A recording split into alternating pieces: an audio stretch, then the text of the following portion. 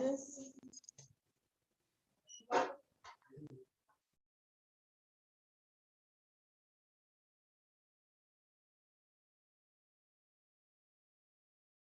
We are live.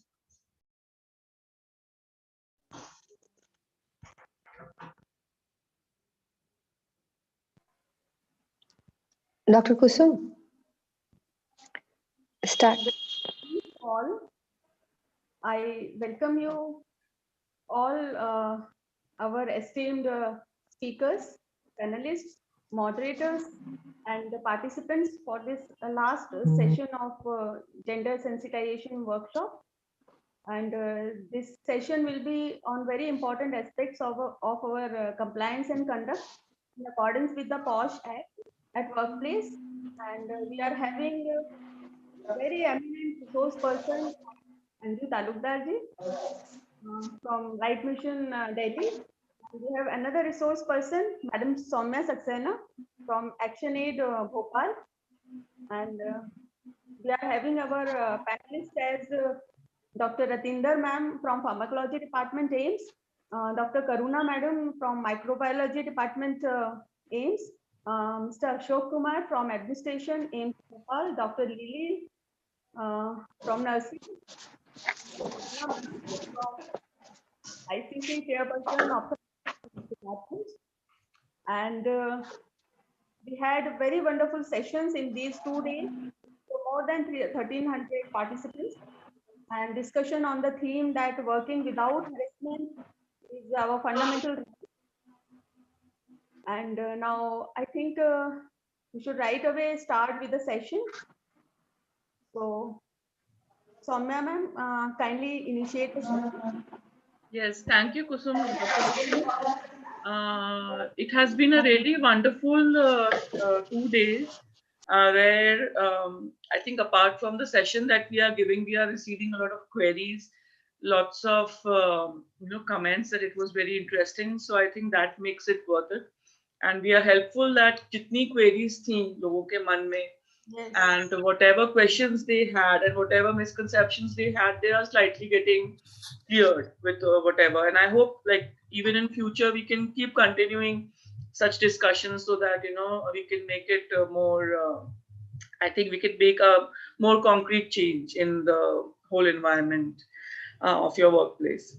So to begin with, I would like to first inform all the participants and the panelists that this is the last session that we are having today under this series of gender sensitization training at AIIMS.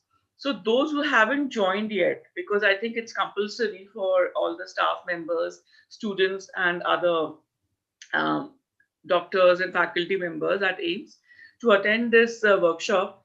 So if you still haven't done it, please inform your friends and your colleagues so that they can join in and participate, because I think from you will get a certificate and you really need to attend this. I think it's important. So please, still, if we have some time before we begin, so we can invite those who haven't joined yet. Also, uh, when the presentation will start, and you can keep asking questions. There's a question box at your live screen. If you exit full screen, you can see that question box, and you can put your questions there, whatever queries you have with while the presentation is going on. As in when you have a query, just type, and we have this breaks, assessment question breaks, where I will ask your queries to Anju ma'am, our she's a resource person and our for today. So continue asking questions. They are very helpful because they also help us understand better what are your requirements and what things we need to be needs to be cleared out. So to begin with, the agenda for today is having a brief discussion or a brief discussion on what is gender discrimination, followed by what is sexual harassment or other harassment at workplaces, and how sexual harassment can be curbed, what are the provisions for it given in our law, the act specific act made to prevent sexual harassment against women at workplaces? What are the modalities for it? How can you file a complaint? These small things regarding the procedure and process will be told to you by Anju ma'am. So it will be very helpful for us to learn that how we can break certain stereotypes, certain misconceptions that we are carrying around gender, where how we need to what we need to say, how we need to behave, what is our professional behavior when it comes to workplace, and how can we make it comfortable for our female counterparts, for our female colleagues. So we were getting a lot of questions before that. It seems that this whole lecture or this whole law is very women centric, depriving men of their rights, or probably as a threat to them that now they will have to be scared. So ma'am really very well broke down those myths as well around these laws, that this law is not just to secure women rights or making them unreasonably empowered or unreasonably giving them some power in their hands which they can misuse. But this law and the whole training helps us become better with each other, avoid any sort of awkward and such bad situations which can be offensive to our colleagues, and create a more holistic environment among ourselves, that how can we work better together. So I hope you enjoy this lecture, and whatever queries you have, you're free to ask. Please don't be hesitant that it looks like a stupid question, or maybe it's not a appropriate thing to ask. Whatever misconceptions or myths you're having or queries you are having, please feel free to ask, and we will be happy to answer them.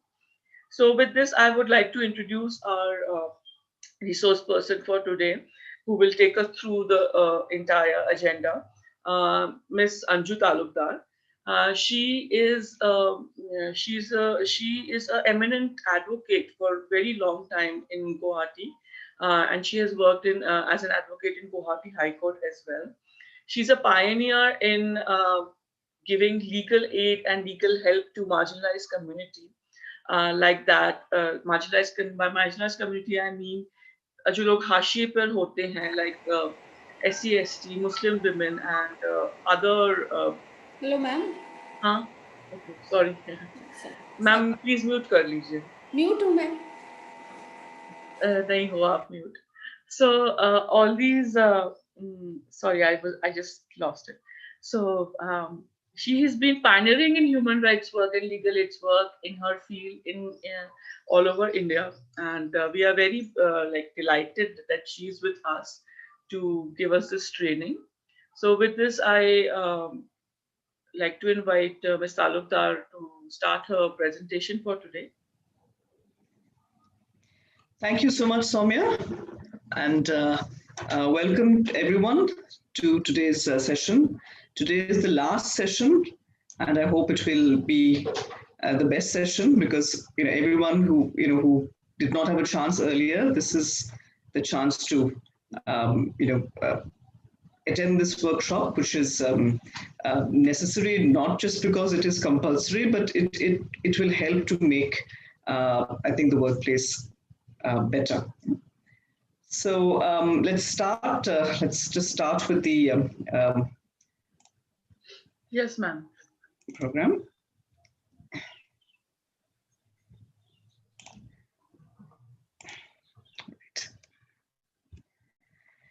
Okay, so first I'll look at a bit of the context setting, bit of the background. ये कार्यशाला क्यों ज़रूरी क्यों है? ये gender, ये यौन लैंगिक ये जो concepts है, ये why should we understand these concepts? So let us look at why is this workshop important? आज की जो पिछले जो 3 दिनों से today is the 3rd day, total 5 workshops ऐसे हो रहे हैं for AIIMS Bhopal staff, students, etc. Why is it so important that everyone you are to give your time 2-3 घंटे per workshop? It is a major investment of everyone's time. Why was it necessary? The minimum reason really is this. This is the least of the reasons. There is a law. This law जो हम posh act कहते हैं, this is 2013 में parliament law. So this act, sexual harassment of women in the workplace act, ये अधिनियम पूरे देश में लागू है. This is the law for the entire country.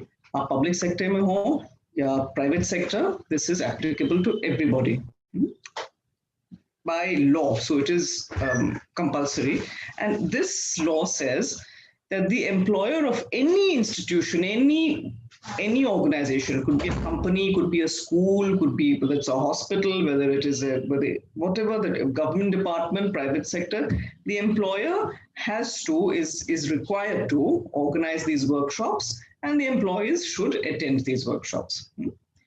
So एक कम से कम ये तो एक कारण है कि आपको आना है because it is legally required, legal necessity. That is the minimum reason. The more important reason is this. See, we have the Constitution of India.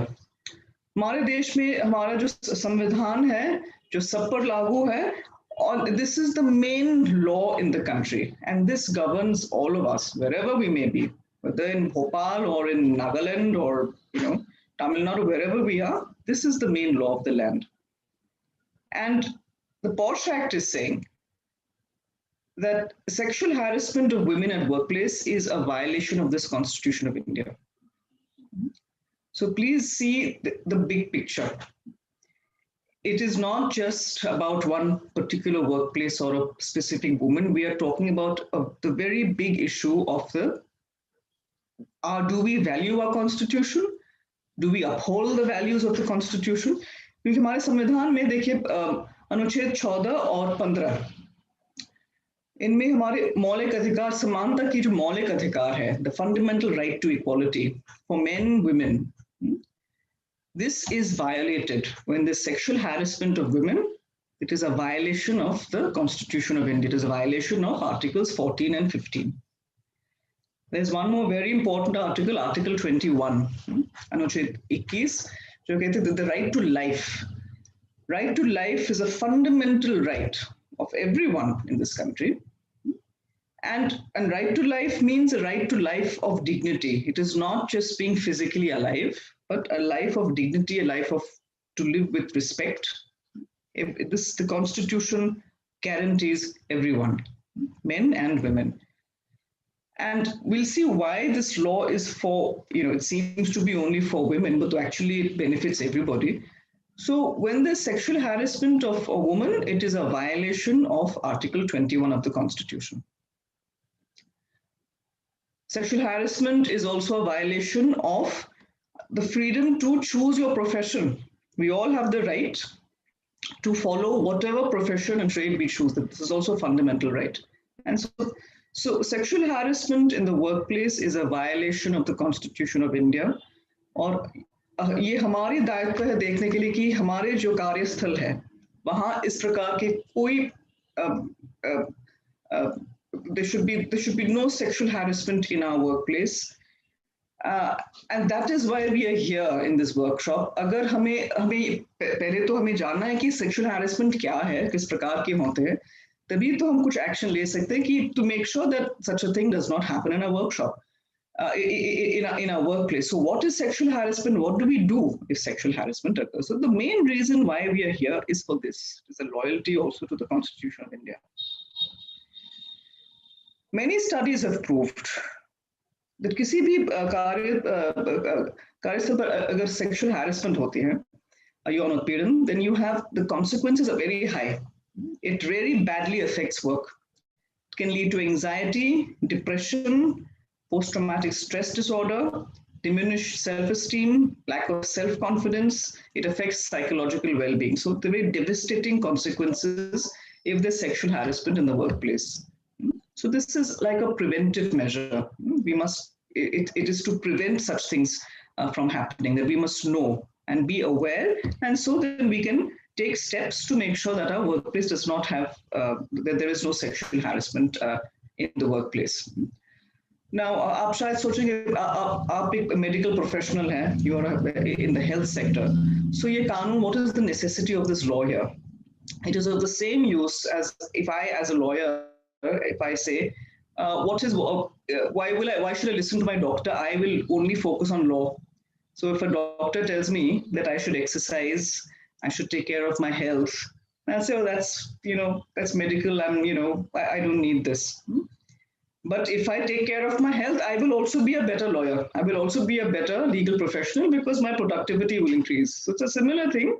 So if you follow these this law is to help work get better, because once a workplace has these issues, work gets badly affected. Just like if I neglect my health and then I get a heart attack, or I suffer a stroke, how will I be able to function as a legal professional? It will be very difficult. I'll be in some hospital somewhere. So it will completely bring down your productivity. So although this is law, and you will think, how will it make me a better medical professional? It does indirectly. And in the serious thing is this, that it can be a major problem. I've seen organizations, there are organizations like Tehelka, because of sexual harassment in workplace, the whole organization was devastated. So we have to be, it's prevention. And on the other side, the benefits of a workplace free from sexual harassment. If we can be sure that people can work safely in the medical profession, you have to work together. ये तो नहीं है कि कोई one doctor cannot just function without support staff. Nurses की जरूरत होती है, जो people who conduct the tests, who will keep the hospital clean. Everyone has to work together. तो एक साथ काम, टीम वर्क पे एक साथ अगर हम कैसे हम काम करेंगे अगर एक दूसरे पर हम शक करेंगे, अगर if you're not able to trust each other. See, benefits of workplace, harmonious work environment. People are happy to work together. And this increases productivity, reduced absenteeism. Environment of trust, there's a collaboration and cooperation between employees. So this, which is very important, especially in all workplaces, but certainly, especially when you are dealing with the lives of patients, when you're dealing with such a critical task as the services that you provide. So, yeah, let's do assessment questions number 1. I'll request Sunil to please take over for this bit. जितने भी students या participant जिसको देख रहे हैं, आप अपनी एक बार स्क्रीन रिफ्रेश कर लीजिए, जहाँ पे वेलकम मैसेज लिखा आ रहा था स्क्रोलिंग टिकर पे ऊपर, जहाँ पे टेक्स्ट मैसेज था, वहीं पर असेसमेंट क्वेश्चन नंबर 1 क्लिक है लिखा होगा, आप उस पर क्लिक करेंगे तो आप क्वेश्चन का आंसर दे पाएंगे. जस्ट इंश्योर कि आप फुल स्क्रीन मोड में ना हो. अगर आप फुल स्क्रीन मोड में हैं तो आपको वो लिंक नहीं दिखेगा.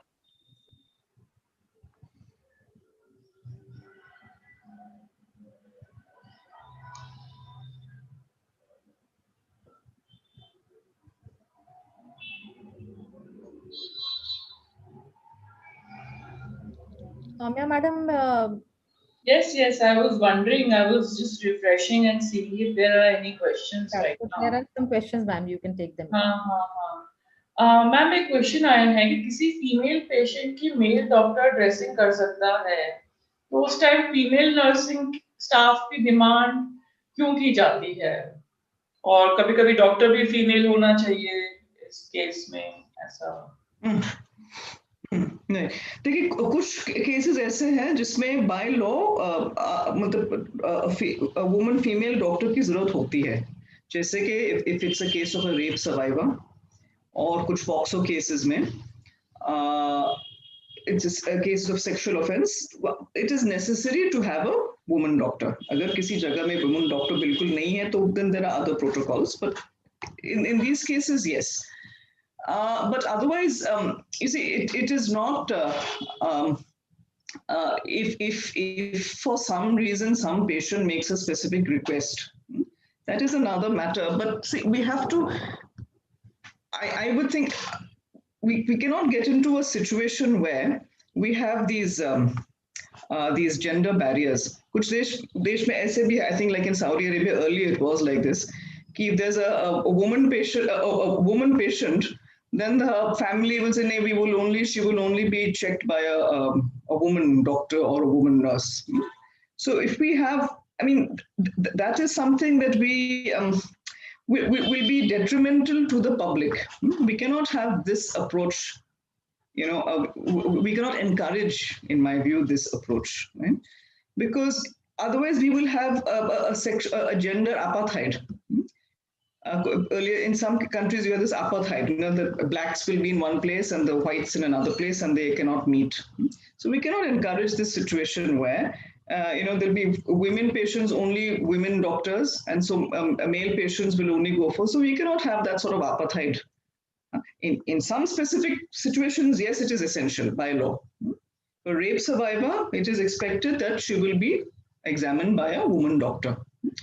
If there's no woman doctor, kuch gaon mein aisa ki the women doctors are not available, then yes, there are other arrangements. You should have some other women nurses or some women has to be present. But it's sort of in very few cases you will have this, that it is required and that should be done by a female. But otherwise, this is not really under the law. This is not what the law is saying. If I've understood the question correctly, was that? Yes, ma'am. Because I think we Indian society, kahe ya fir whatever we can say, it's very tightly packed when it comes to men and women. Okay, men will hang out together, women will hang out together. So how can we overcome this? Make it a more neutral. Socially neutral or professionally neutral, so that we don't have these tight compartments, men dealing with men, women dealing with women. I think it's the thing would be we have to stop it wherever it starts. थोड़ा सा अगर ये हो रहा है तो आपको इस पर आपको ऑब्जेक्शन आपको बताना चाहिए आपके सुपीरियर्स को. यू मस्ट ऑब्जेक्ट कि ये सही तरीका नहीं है, this is not sustainable, so we have to object and then you see it is.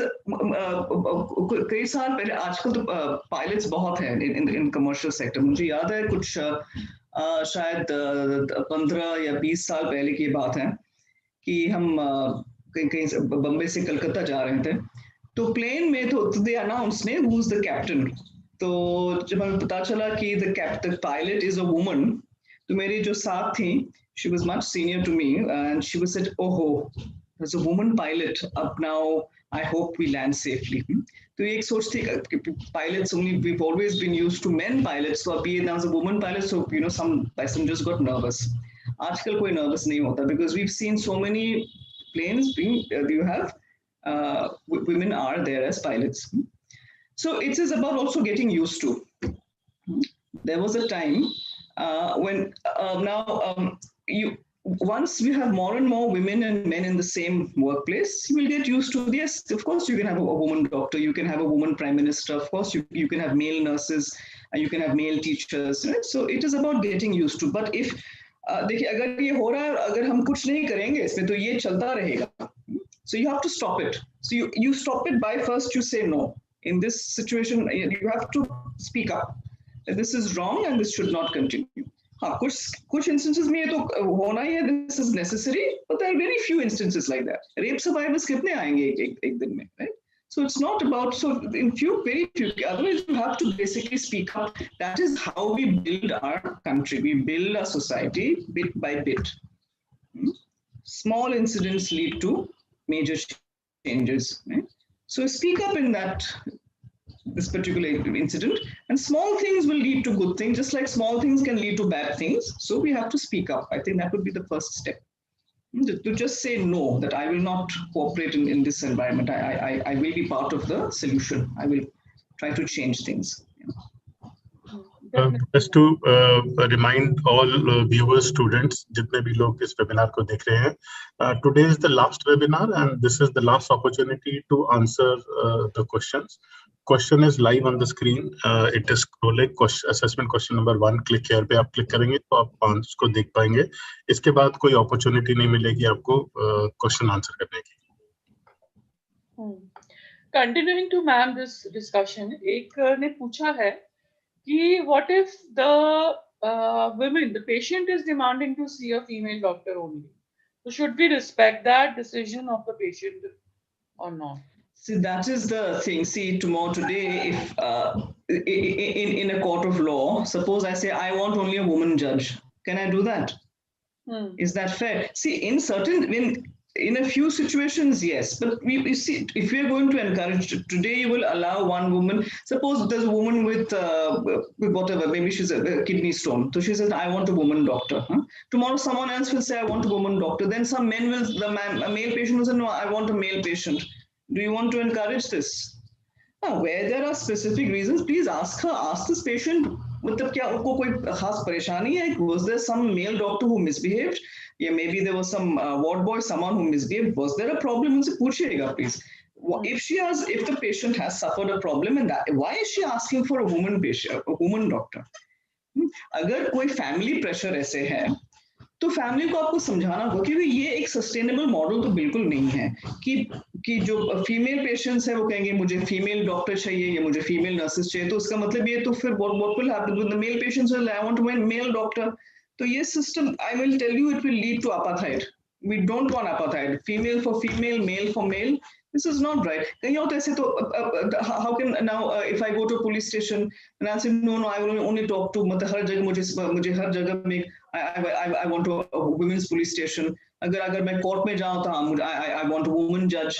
And how can I insist on that? Then later on I'll say no I want a woman prime minister. I'm a woman, so where will it stop? If I go order something on Amazon, मुझे woman courier चाहिए. Where does it stop? This is not reasonable. If it is reasonable, if she has a specific problem, ask her what is it. Why is it that did her male doctor misbehave with her? Why is she uncomfortable? You have to assure her that the service will be the same. You will have good service, whether male or female. Like for a doctor, this is a part of your work. We are not supposed to be embarrassed and ashamed in front of our doctors. We don't see doctor as male or female. We see doctor as someone who will take care of us. So I would say first ask the patient, why is there a problem? Did she suffer some issue? And if it is a family issue, if it is something that her husband is saying, "Nee, you must not go for a male doctor," then I think talk to the family and explain the situation that you cannot have. It is for the patient's benefit.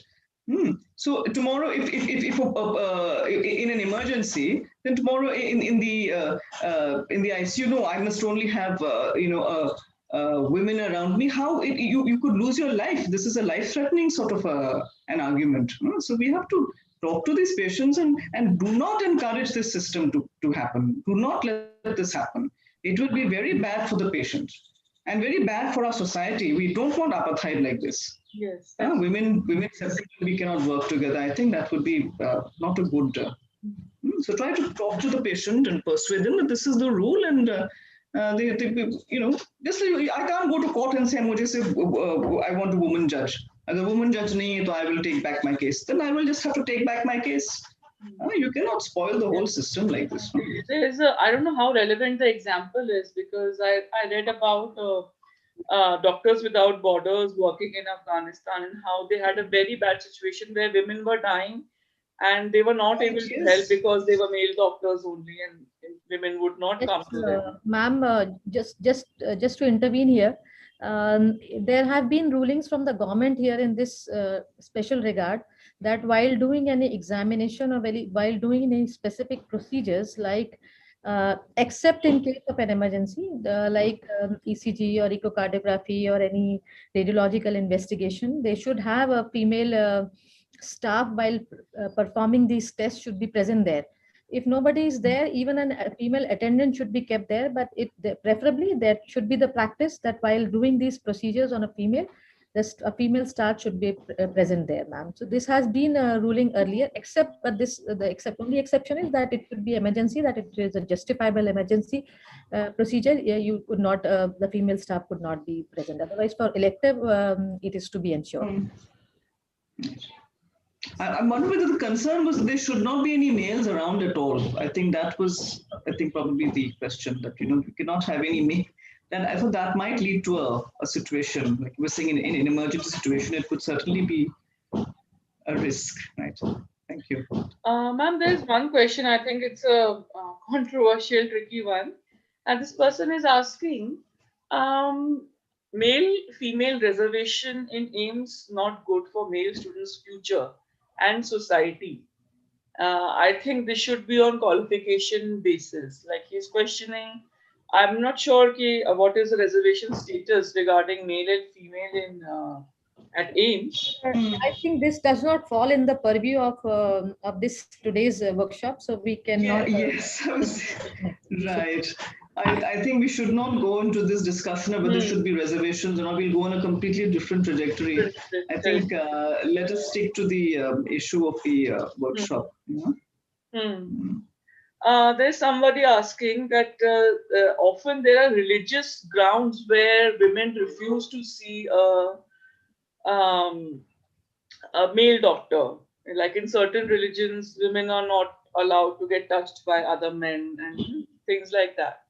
So I think they are just like probably giving their ideas behind why this happens. Right. So I think to the extent possible, so I think as far as the fear would be that would it amount to sexual harassment if we insist? So if there is a situation like that, then I think for an organization like AIIMS, it is not at all a problem. You because there are sufficient number of men and women professionals, so you can have women, pitch in there. So I think that should not mean it's good to accommodate wherever you can. I would only be concerned if there are very small, in some villages where you may not have that, you may not have that luxury of, many professionals, So sometimes you just have very few, maybe two or three people in some, a health center somewhere, and they may not even be women. So in that case, it would mean either the woman gets treatment or she doesn't get treatment, right? And very often these are cultural things. I mean, I don't think any religion really says this, because religion is at a very different, it's at a high level that, it's about our cultural approaches. So here I would say, yes, to the extent possible, accommodate rather than going to a fight. But if it is not feasible, I think the health of the patient has to take some precedence. So of course in AIIMS that situation will not arise. But suppose some professional, if you're going into some very rural, very remote area, then I think as a medical professional, you'll have to also keep in mind your duty to the patient, rather than given to some cultural biases. Ma'am, somebody is asking your views on Priya Ramani and MJ Akbar case. If you want to take this question, you can. Otherwise, we can continue further. Yeah, the thing is, look, I'm happy with what happened, but if it's going to go into a whole issue of was the Me Too movement good or bad, I mean, we can have a whole workshop just on that. So I don't want to get into that direction. I mean, I think that would. To discuss that issue would be a major thing, because it'll be, was Me Too good or bad? Can you, because there was no posh case here. She spoke up after many years and it was a Me Too, and this was a defamation case. So the facts are very different from what this particular is about. Yeah.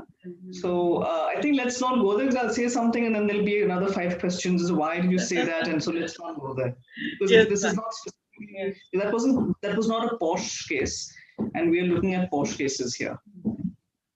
Okay, ma'am. Ma'am, I think we can continue further. There are some questions, but I think you will eventually answer them, so I'm not taking them right now. Okay. We look at the concept of gender from the feminist perspective, and then gender discrimination. Concept of gender from feminist perspective. What is feminism? This has become a little controversial. For me, feminism is a very simple thing. If you believe in the equality of men and women, you are a feminist. If you think men and women are not equal, then you are not a feminist. So feminist perspective is यही है कि जो महिला पुरुष कानून के तौर पे or in every way they're equal. So a feminist is one who says men and women are equal. So keeping that in mind, अगर आपको लगता है कि पुरुष they're superior, महिलाएं कमजोर हैं तो उनको वो मार्गदर्शन की जरूरत होती है, you have to guide them, they're a bit inferior, then you are not a feminist. अगर आपको लगता है सब पुरुष मतलब they're not good, बदमाश है, they need to be controlled, they need to be, then you are not a feminist. Feminist believes in equality. Men and women are equal. Now, we go to this thing of sex and gender. There are two concepts. Sex, when we think of sex from a feminist perspective, sex differences, sex are the biological attributes of being male or female. So when we say one is a female and males, there are differences. If someone says, yes, men and women are different, boys and girls are different. Yes, they're different in physically, of course, there are biological differences. These are sex differences. So for instance, women, girls menstruate, boys don't, men don't. Men tend to have more, they grow beards, there's more facial hair. This is not the case with, there is not that extent of facial hair. So in terms of muscular structure and all these, so there are these physical differences in that, yes, men and women are different. Yeah, so there are sex differences which are determined by nature. These are physical, physiological, biological differences. This is there. When we talk of a pregnancy, men don't become pregnant, women can get pregnant and give birth to children. So these are sex differences. When we say with babies, you see a baby, it's a boy, it's a girl. So we're looking at sex in two ways, male or female. So sex is looking at whether you're male or female. And when we say sex differences, yes, in nature there are differences, physical differences between men and women, that is certainly there.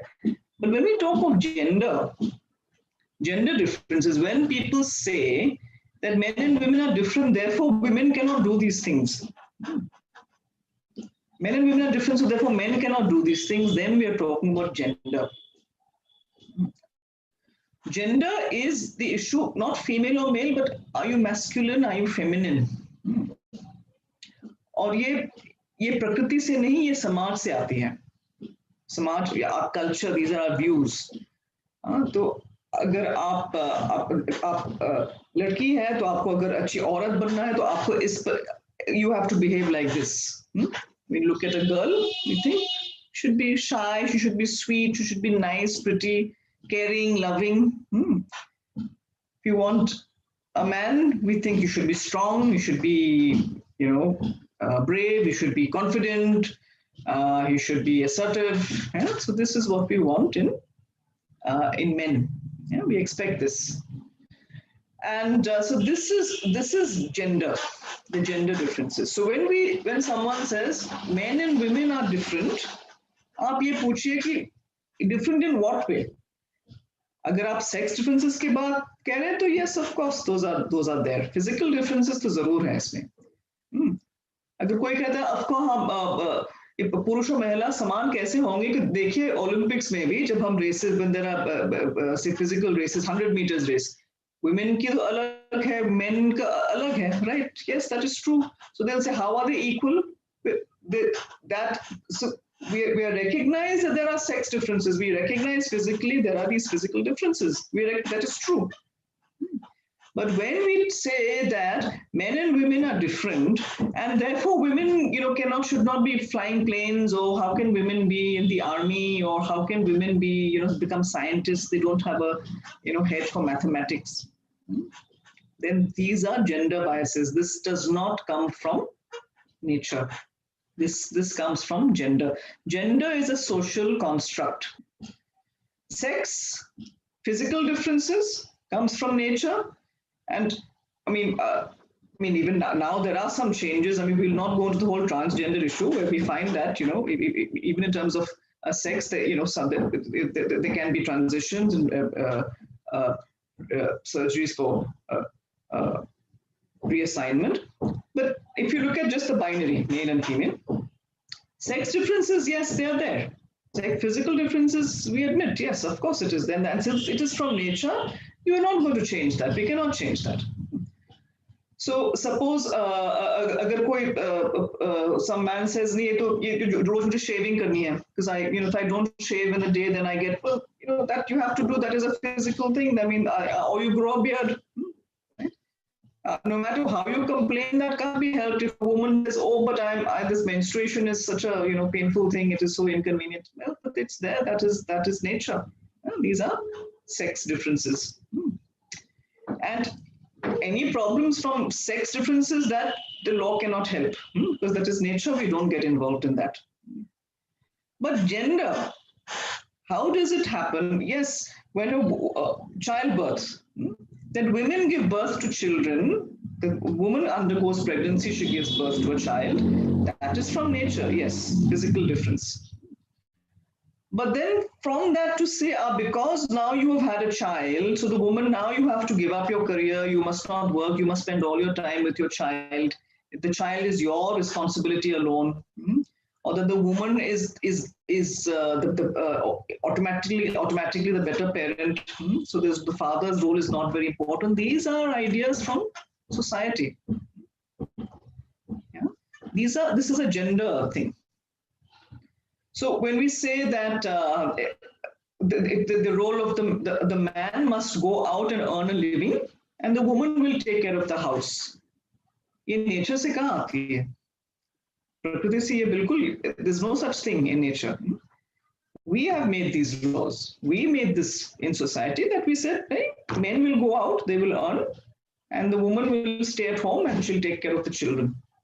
This is a gender construct. These are gender roles we have evolved over many years. We said this makes sense. Let women take care of the children, and the men will go out and they will earn a living. Then what happens? Suppose there are so many cases where men are supposed to go out and earn a living, and then they're not doing that. Some of them are just, they're alcoholic, they're not really working. There's so many cases where women are doing both. They're taking care of children, they're also going out and earning. Sometimes they're the only breadwinners. So sex differences, yes, they are there. Physical differences, no one is disputing that. But gender differences, क्योंकि समाज हमें कहती है कि औरत को ऐसे बनना है या पुरुष को ऐसे, ये सब उनको करना ही है. अगर लड़के ऐसे ही हैं, आपने शायद ये सुना है, so when you have cases of rape, then say, but that's what boys are like. अगर आप ऐसे ड्रेस करेंगे तो लड़के तो ऐसे करेंगे ही. So where is in nature does it say that boys will automatically commit rape? That is nonsense. These are our notions. Our boys are like that. These are notions in our head. That if you dress like this, boys will behave like this. Where does that come from? These are wrong notions from society. These are our gender notions. So sex, physical differences, and gender will be the social differences which have come from our social ideas of society. And because of this, we have some gender roles. And gender roles, so because women should be like this, men should be like this. We have these two different compartments. And so our expectations become different. आपने कभी ऐसे, I'm sure ऐसे पुरुष को, no one has, you've never heard a man say this. It is so difficult to juggle career and home. When a boy passes out from college, does he ever think, how will I manage both marriage as well as career? But for many women, that is the question. People will tell, parents often tell their daughters, आप अगर इतनी challenging career लेंगे तो आप कैसे manage करोगे? आप मतलब आपकी नौकरी भी होगी और ये how will you manage your family as family life? लेकिन हम अपने बेटों को हम ऐसे कभी नहीं कहते कि आप एक challenging career मत लो क्योंकि मतलब घर की जो जिम्मेदारी है वो आप कैसे निभाओगे? लेकिन to our daughters we tell them, how you be careful what career you take. If it's a very transferable job, then what will happen to your family life? But we never say that to our sons, So for men, that worry is not even that. We don't think, they think, yes, it's fine, someone will be there to take care of my children, my wife will take care, like this person, says, you will never hear this also, a man saying, a boy saying, oh, I want to be a good husband, I want to be a good father. Like in kai ladkiyan say, just school may think, I want to be a good mom and I want to be a good wife. Because this idea has entered into their minds that this is your role. This is your duty in life as a girl. You should be a good wife. You should be a good mother. We don't tell our sons, you should be a good husband. You should be a good father. No, that is not. We said, So because these are our gender expectations. We don't see this in women normally. That I love late night parties. I have my handsome husband will take care of my children. And many men, I have this my beautiful wife. She takes care of she takes care of the family. Women very often don't have this luxury, so we don't expect women to say such a thing. But it is quite we expect that for men, yes, it is comfortable. There's after they don't mind staying late in the office because those other things are taken care of by their wife or someone else at home. I want to build a business empire which my daughters and then my daughters' daughters will run. We think of my sons will take over my property, and I want to do this, and then my sons, and this will my family line, my bloodline will continue through my sons. We have this notion of this is the men and their sons and their sons and their sons, but which does not come from nature. Because from nature, there's a whole different rules that apply. Okay, so we've seen sex differences, physical differences, gender differences are differences which are from society, and because of gender differences, you have certain gender roles. The men will be like this, women will be like this, and this is where you get gender discrimination. लैंगिक भेदभाव में यही है कि पुरुष हो या महिला किसी को मतलब गलत व्यवहार करना या उनको दबा के रखना, this is gender discrimination. It is the unequal or disadvantageous treatment of an individual or a group of individuals based on gender. सामाजिक सोच के कारण अगर हम सोचते हैं कि ये काम पुरुष नहीं कर पाएंगे, तो ये भी एक प्रकार का जेंडर डिस्क्रिमिनेशन है. मेल नर्सेस, एक समय था तो male nurses were not even available. आजकल now you have male nurses. The idea was doctors will be men and the nurses are always women. That was the idea. The boss will be a man and the personal assistant to secretary will be a woman. So because we have these ideas, तो अगर कोई if some man wants to be a nurse, शायद लोग उन पर हंसते थे कि you know what, you want to be a nurse, male nurse, ये क्या है male nurse? Yeah, you should be a man, right? How can nursing is for women? So this is gender discrimination that would be against men. Now for women it is more common. So you're a woman, how will you be able to, I remember when I was studying law, so people would say, being a lawyer, this is take a lot of hard work, your family life will be affected, you should take up teaching, be a teacher. College में आप पढ़ाइए, ये महिलाओं के लिए बहुत अच्छा है.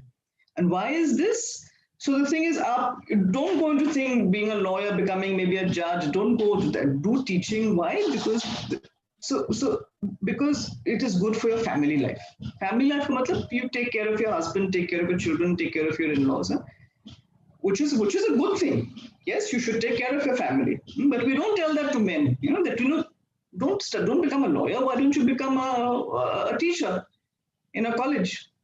Become a professor, then you can take care of your wife, you can take care of your children. We don't say that. So that is gender discrimination. You can give some examples. So for instance, she's a young, bright doctor, but now she has a baby. Now that she has a baby, how can we expect her to give her full attention to her patients?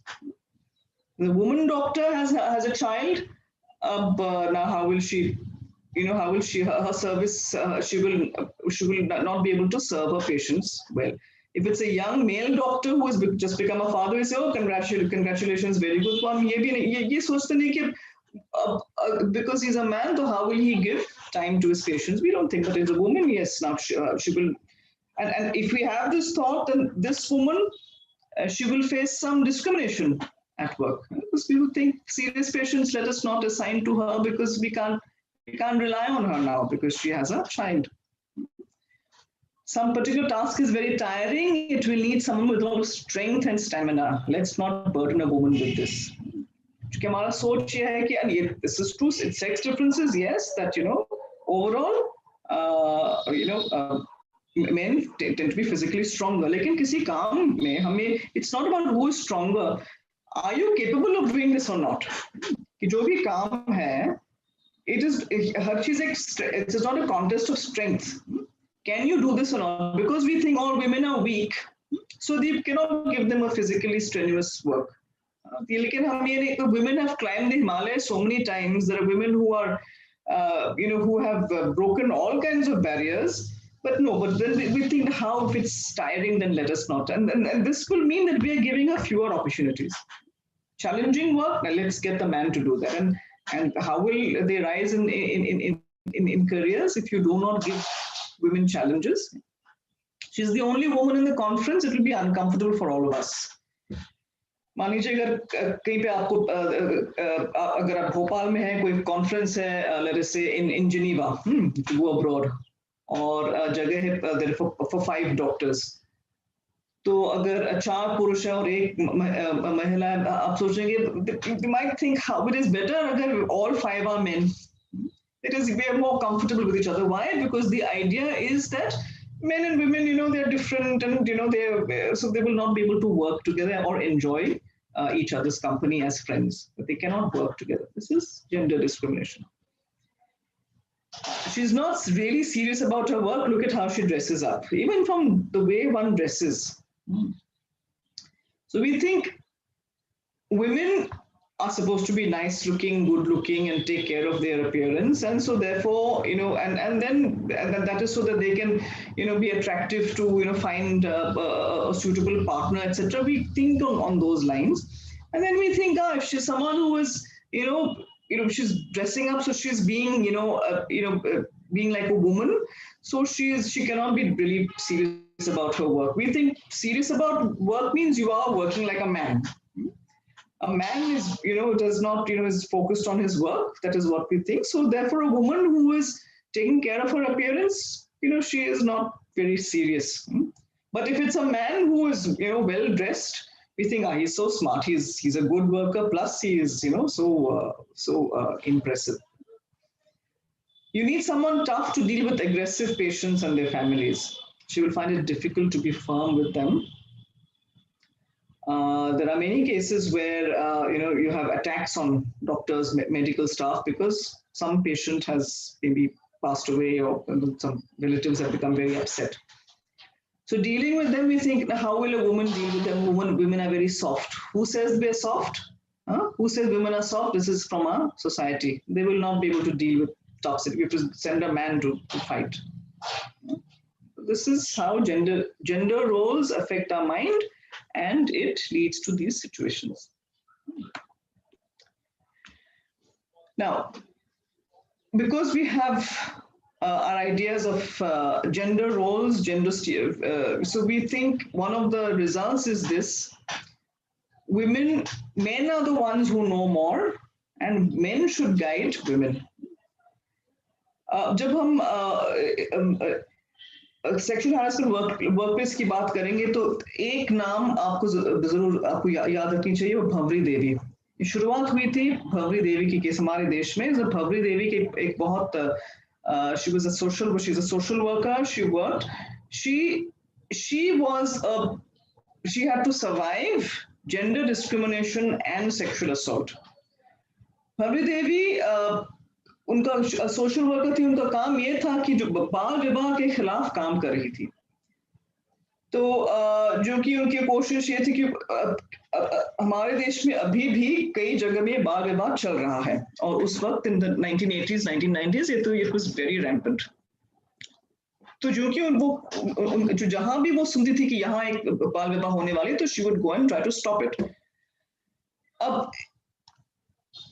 Bhanwari देवी के काम के कारण कुछ लोगों को उनको बहुत बुरा लगा, खास करके some the men in the village, कि ये कौन है ये औरत जो हमें सिखा रही है कि हमारी परंपरा सही नहीं है. वो कहते हैं कि बाल विवाह तो हमारी कितने हजारों साल से चल रहा है. आप कौन है कि हमें बताएंगे कि ये गलत है? Who are you? How can a woman tell us what to do? Who are you to tell us that we are wrong? How can a woman tell us what to do? If it was a man telling me, then okay, maybe he's a learned man, so I will listen. But she's a woman and she's telling us. So she was punished. And unki saza ye thi, she was gang raped. by people in the village. In 1992, Bhanwari Devi was gang raped because of her work. So this was the first major, the highlighted case of sexual harassment in workplace. She was working, and because of her work, अगर इस काम पर अगर वो न जाती तो ये बिल्कुल घटना नहीं होती उनके साथ, क्योंकि वो इस विषय पर काम कर रही थी. तो कुछ लोग नाराज हो गए. क्यों? क्योंकि ये कौन है ये महिला जो हमें सिखा रही है हमें क्या करना चाहिए और क्या नहीं. So she was punished because of her work, and she was gang raped. So this is where it started. And because of this, see what happened was, when the police did not, they put her down, the courts did not help, she was not getting justice. So a lot of people, Rajasthan में और देश के अन्य जगह में भी, there was a lot of protest कि Bhanwari Devi के साथ नाइंसाफी हुई है. And we cannot have this situation. Something has to be done. तो कुछ NGOs खास करके जैसे विशाखा NGO है, विशाखा और कुछ अन्य NGOs और कुछ एक्टिविस्ट सुप्रीम कोर्ट तक गए. उन्होंने एक EPIL फाइल किया और सुप्रीम कोर्ट में उन्होंने बताया कि देखिए भंवरी देवी एक उदाहरण है. ये नहीं कि सिर्फ ये एक, it is not one special exceptional case. ऐसे कई घटनाएं होती हैं. That women who go to work, they are subject to many dangers. अगर भंवरी देवी अपने घर में रहती और if she was not working, going out, this would not have happened to her. Or it's not just about Bhanwari Devi. Domestic workers, factory workers, there is assault happening across the board. And so they told the court that this is a major problem. और कई लोग का ये सोच कहते हैं कि अगर महिलाओं को इतनी परेशानी होती है तो काम पर मत जाए. क्यों क्या जरूरत है उनको काम करने की. ये अब वो घर में रहें, पहले उनके जो पिता हैं उनके देखभाल करेंगे, उसके बाद उनके पति और उसके बाद उनके बेटे. और अगर कोई किसी लड़की का पिता नहीं है तो फिर टू बैड. अगर किसी का पति नहीं है तो too bad. If you don't have a son, that is her. So this, some people will say this, why did she have to work? She could have just stayed at home. Is this a solution? क्योंकि हमने शुरुआत किया था हमारे संविधान से, और हमारी संविधान ये कहती है कि भारत के हर व्यक्ति समान है. Men, women, we are all equal. Right? शुरुआत होती है we the people of India. इसमें नहीं है कि हम इस देश के जो पुरुष है हम ये कह रहे हैं, नहीं. This is about we the people. So संविधान में ये है कि हर पुरुष, हर नारी, हर महिला को ये अधिकार है कि she can lead her life as she wants. She is free to do that. तो क्या हम संविधान को भी, जो लोग कहते हैं कि महिला को घर में क्यों आप उनको यहाँ लाते हैं, तो बाद में ये कहेंगे कि हाँ जो निर्भया केस में हुआ था, तो बाद में कहेंगे अब जो दिल्ली के एक बस में शी वाज गैंग, तो कहेंगे तो घर के बाहर ही मत जाओ फिर, क्योंकि घर के बाहर भी ऐसे इस प्रकार के अत्याचार होते हैं. लेकिन ये भी है कि घर के अंदर भी कई अत्याचार होते हैं. In many cases of rape happens at home, तो फिर आप कहेंगे कि घर के अंदर में भी उनको नहीं रहना चाहिए. अगर दिस इज एन आर्ग्यूमेंट कि अगर महिला कार्यस्थल पर अगर वो शी इज नॉट सेफ तो काम पर मत जाए, तो अगर घर में भी वो सेफ नहीं है और सेफ नहीं होती है, कितनी घटनाएं होती है घर के अंदर, तो फिर आप ये भी कहेंगे आप घर में भी ना रहिए तो कहाँ रहें. So this is not an excuse. So women have the right, like everybody, men have the right, women have the equal right to earn a living, to go out and earn a living. And when they go to earn a living, how can we leave them unsafe? This is what they were saying. They told the Supreme Court, it is necessary for women to work, and even in the economics, even basic economics. If women are not going to contribute in the economy, how will the economy grow? We want to be a rich nation, developed nation. When half your population is not working, just like in your cricket team, अगर हम कहेंगे कि we will play a match, but we don't want 10 people to bat. We will only have half the team. With half the team, you will never win any matches. So women have to be in the workforce, and they have the right to be in the workforce, and they have to be safe. So this is what they told the Supreme Court. Look, this is a major problem. Women, when they go to work, they are subject to this nature of sexual harassment. And the Supreme Court said, case ka naam tha Vishakha and others versus Rajasthan, state of Rajasthan. तो supreme court ने कुछ इस case में उनके judgement में कुछ निर्देश दिए थे. This was called the Vishakha guidelines. So these Vishakha guidelines, supreme court से हमारा काम तो नहीं है कानून बनाना, लेकिन जब तक कोई कानून नहीं बनती है, ये कानून होगी इस देश के लिए कि हर जगह, हर कार्यस्थल पर, जहां भी प्राइवेट सेक्टर हो या public sector, every employer must take certain steps. जैसे कि इंटरनल कमेटी होनी चाहिए, there should be workshops to make sure that there is no sexual harassment in the workplace. This was the direction of the Supreme Court in Vishakha. और कई साल तक कोई कानून और कोई कानून बनी नहीं. The court had said that Parliament should make law. 1997, Supreme Court said that, but no law was made until this happened. 2012 में we had this in Delhi. There was this horrible incident, the Nirbhaya gang rape, and later she died. So it was gang rape and murder. और इसमें जैसे कि भंवरी देवी में पूरे देश में there was protest.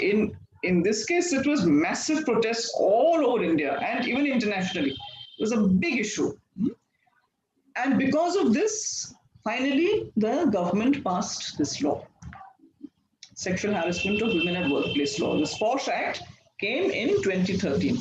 Bhanwari Devi का केस हुआ था 1992 में, finally कानून in 2013, after so many years. और अगर आप पूछेंगे कि ये सिर्फ महिलाओं के लिए क्यों है, आपको याद रखना कि भंवरी देवी से शुरू हुआ था. देखिए भंवरी देवी के साथ जो हुआ था, किसी पुरुष के साथ ऐसे नहीं हुआ. There was no incident like that. There was no counterpart with any man. Such a thing had not happened. It was always about it was women who were facing these terrible atrocities at work. And then there was Nirbhaya, and so the whole thing was about we have to protect women. It is women's safety is the issue. But we should see that, when we look at this act, it is protection of women from from sexual harassment at workplace. So, but it is not only, is this law only for women? ये सिर्फ महिलाओं के, अगर कोई कानून महिलाओं के लिए है, क्या ये पुरुषों के लिए, क्या ये पुरुष के खिलाफ है? This is what we have to think. So हमारे देश में कई कानून हैं जो बच्चों के लिए है.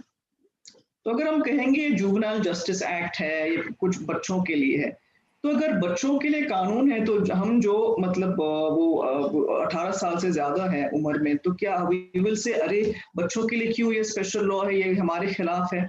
This is not against. अगर बच्चों के लिए कोई कानून है, तो इसका मतलब ये नहीं कि ये जो एडल्ट है उनके खिलाफ है. No, it's not against them. So if some law is for women, it is not against men. Just like a law for children is not law against. It is that this बच्चों को कुछ they need some special protection.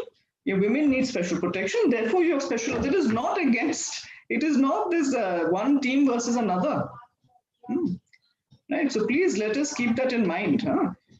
Those who say ये तो सिर्फ महिलाओं के लिए है, implication is हाँ महिलाओं के लिए, तो इसका मतलब पुरुष के खिलाफ है. It is not anti-men. नहीं तो आपको ये भी कहना होगा कि जुवेनाइल जस्टिस एक्ट बच्चों के लिए है, तो ये सब जो एडल्ट्स है उनके खिलाफ है. That is not right. That is not the case. It is it is the benefit of everybody. Court के पास और संसद में ये बात आई थी कि जब महिला काम पर जाती हैं तो उन पर कई प्रकार के अत्याचार होते हैं. पुरुषों के साथ मतलब इतनी गहरी नहीं होती है और घटनाएं बहुत कम होती हैं. Right? So therefore the thing is for protection for women, but this is not an anti-men legislation. यहाँ के जितने भी हमारे MPs वगैरह हैं, ज्यादातर तो पुरुष है ना. तो क्या वो बेवकूफ थे कि ऐसे कानून बनाया which are anti men? Most of these are men. Please, this is not this is protecting women just like you have laws protecting children. Okay, you have laws for senior citizens. So it doesn't mean that it is anti those who are not senior citizens. So let us not say it that way. So now this some people have this view. Posh act का मतलब ये है कि महिला ऐसे बन गए हैं, इतने पावरफुल हो गए हैं कि the men are suffering. How that this law will be misused? Misuse, there are enough protections in the law to prevent misuse. This is there. I will just come to that. But more than that, let us look at it this way. See, if you are as a man, are you comfortable that if a woman is unsafe in the workplace? जब 2012 में when we had the Nirbhaya incident, ये सिर्फ महिलाएं नहीं थी जो रास्ते पे, there were so many men. Of course it bothers a man when a rape occurs, which no man is happy about that. A man will be, if you know that your wife is working, or your daughter or your sister, that she will be safe in the workplace, it is good news for men, right? So let us not, as a man, please don't see it as something. It is not against you. It is helping the women in your family, women who are important to you, that they will be safe. It is good for you. And let no woman think, misuse ho to that is fine. No, because if there's a case, if there's a false case against men, that man could be your husband, that man could be your brother. It will hurt you. So when there's injustice to anyone, it is injustice to everyone. So please let us see it as we are in the same team. This law is not anti-men. It is protecting women, but it is for everybody's benefit. अगर हमारे देश में हम देखें कि ऐसे भंवरी देवी जैसे अगर कोई केस अगर ऐसे बिल्कुल ना हो, तो ये महिलाओं के लिए अच्छी बात है और पुरुषों के लिए भी अच्छी बात है. It is good for everybody. And अगर if something is bad for someone, Bhanwari देवी की घटना से would any man feel good about it? No. How can as a man, how would you will not, it will hurt you that in your country women are not safe. Of course it will hurt you. So we are in the same team here. This is not men versus women. This is sexual harassers versus everybody else. If you are a sexual harasser, then yes, you should be a little upset, but not just because you're a man. And मैंने कहा था कि false cases से इस अधिनियम में आप बिल्कुल मत चिंता कीजिए, क्योंकि एक प्रावधान है regarding false cases और false evidence. अगर कोई false case देता है या कोई false giving false evidence, so this is punishable. It is as if it will be punished as if sexual harassment has occurred. So this person can be terminated from service for this. So false cases के लिए अलग एक sections है यहाँ इस POSH Act में. और इसमें I will always stress on this. Please remember this. We say Satyamev Jayate. This is not just a label. This is our motto, that the truth will protect you. And if you are on the path of truth, this country will protect you. So you must believe in the truth. If you have a truthful complaint, अगर आपके साथ ऐसे हुआ है तो आपकी duty बनती है कि आपको कुछ एक्शन लेना चाहिए. क्योंकि कई महिलाएं ये सोच सकती हैं कि मतलब अगर मेरे साथ हुआ है तो क्या, रहने दीजिए, कोई बात नहीं. अगर मैं कंप्लेन करूं तो मुझ पर बहुत परेशानी हो, तो घर में भी पूछेंगे कि आपके साथ क्यों हो रहा है, किसी और के साथ क्यों नहीं, why are you complaining? So many women think नहीं, मुझे नहीं कंप्लेन करना चाहिए. लेकिन when you do this, कि कहीं पे आपके साथ अगर कुछ घटना हुआ है, आपने कुछ नहीं कहा, तो आप कल देखेंगे कि किसी और के साथ भी कुछ ऐसे घटना हुआ है, तो someone else is suffering, और and you अगर आपने कुछ एक्शन लिया हो तो शायद वो घटना नहीं होती. So you have the responsibility to your workplace and to to your country also. If अगर ऐसे genuine case होता, you should complain. अगर if you have a genuine case, just because if you file a case, suppose your case is there's not enough evidence in the case, that does not make it a false case. false case का मतलब ये नहीं कि you were not successful. हो so maybe you filed a complaint and maybe there was not enough. कभी भी होता है कि evidence is not enough or whatever. That is not a problem. But you experienced it. You should go and you should file the complaint. If it is false case का मतलब ये है कि मुझे पता है कि ऐसे कुछ नहीं हुआ है, फिर भी किसी को फंसाने के लिए मैंने ये केस फाइल किया, that is a false case. If it is a false case, you should be scared. I mean, if you're a complainant. So as a respondent, आपके खिलाफ कोई false case है, please don't worry. The truth will protect you. The law will protect you. Okay, we can have the next link, assessment questions.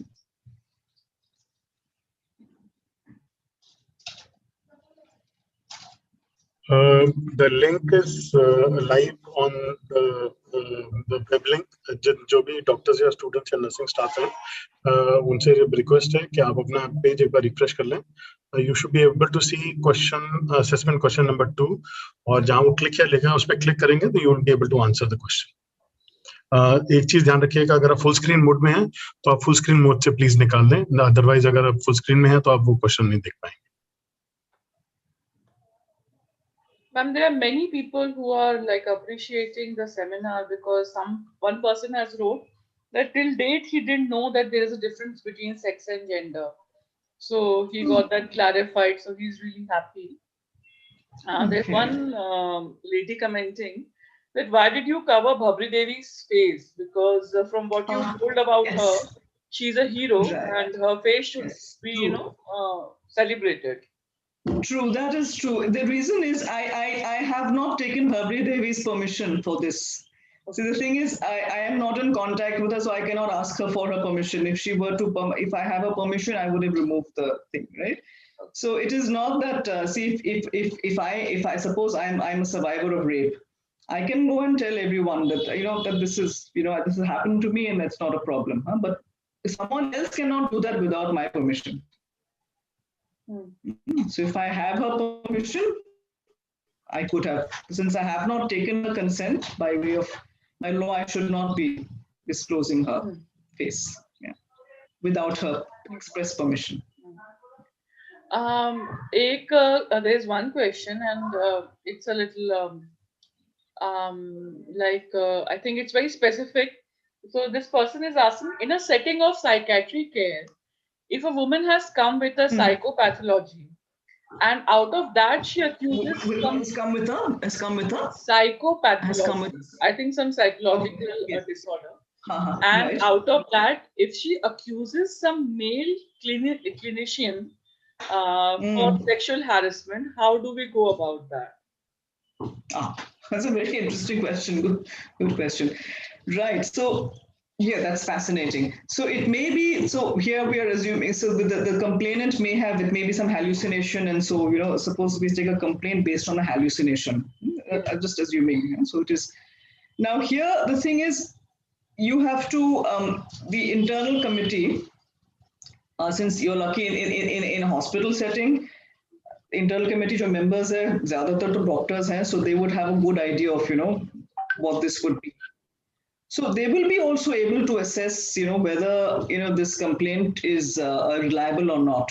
They will talk to the complainant through their statements and through. So agar IC ko lagta hai ki there's some issue here, the respondent will surely, in the respondent statement, the respondent will say, "Aise kuch baat to hai." In fact, she's probably delusional, and so that will come through, and the IC can examine. So I think in AIIMS Bhopal, you should not have that worry. The concern, this is very interesting. This could happen, for instance, in a private company. जहाँ IC members या तो कोई वकील होगा और कुछ company के executives हैं, तो उनको इतनी idea तो होगी नहीं, So, but there are cases of mental health issues in many parts. So this is something for IC members to also be aware of. लेकिन ये भी कोई excuse नहीं होनी चाहिए कि हर case में हम कहेंगे नहीं ये तो complainant तो पागल है. That also will not be. So we have to weigh. The IC will have to weigh the evidence कि जो complaint कह रही है, is this reliable or not, and they will look at. उनकी तो अलग training होती है regarding how do you come to a conclusion, क्योंकि they function a bit like a court. How will you come to an assessment? So I won't go into all those details. There's a separate training for internal committee members. How will they come to How will they weigh the evidence? And so this will, surely they will come to know that if the situation is that the complainant cannot be relied upon, that I think they will, they should, I'm sure they will become aware of it. Yeah? It will be, because the respondent will inform them, no? And the IC can make a special inquiry into the issue, that is this true or not. Yeah, Right but now, at the same time, but let me also just say, because I also work with people with disabilities, people with psychiatric issues. इनके साथ ये भी, it should not be like an excuse, that everything a woman with mental illness says, this is not reliable. It's not, we cannot say that, because otherwise it will be open the door for abuse. For a woman with mental illness, she cannot be taken advantage of, and then when she complains, whatever she's saying is rubbish.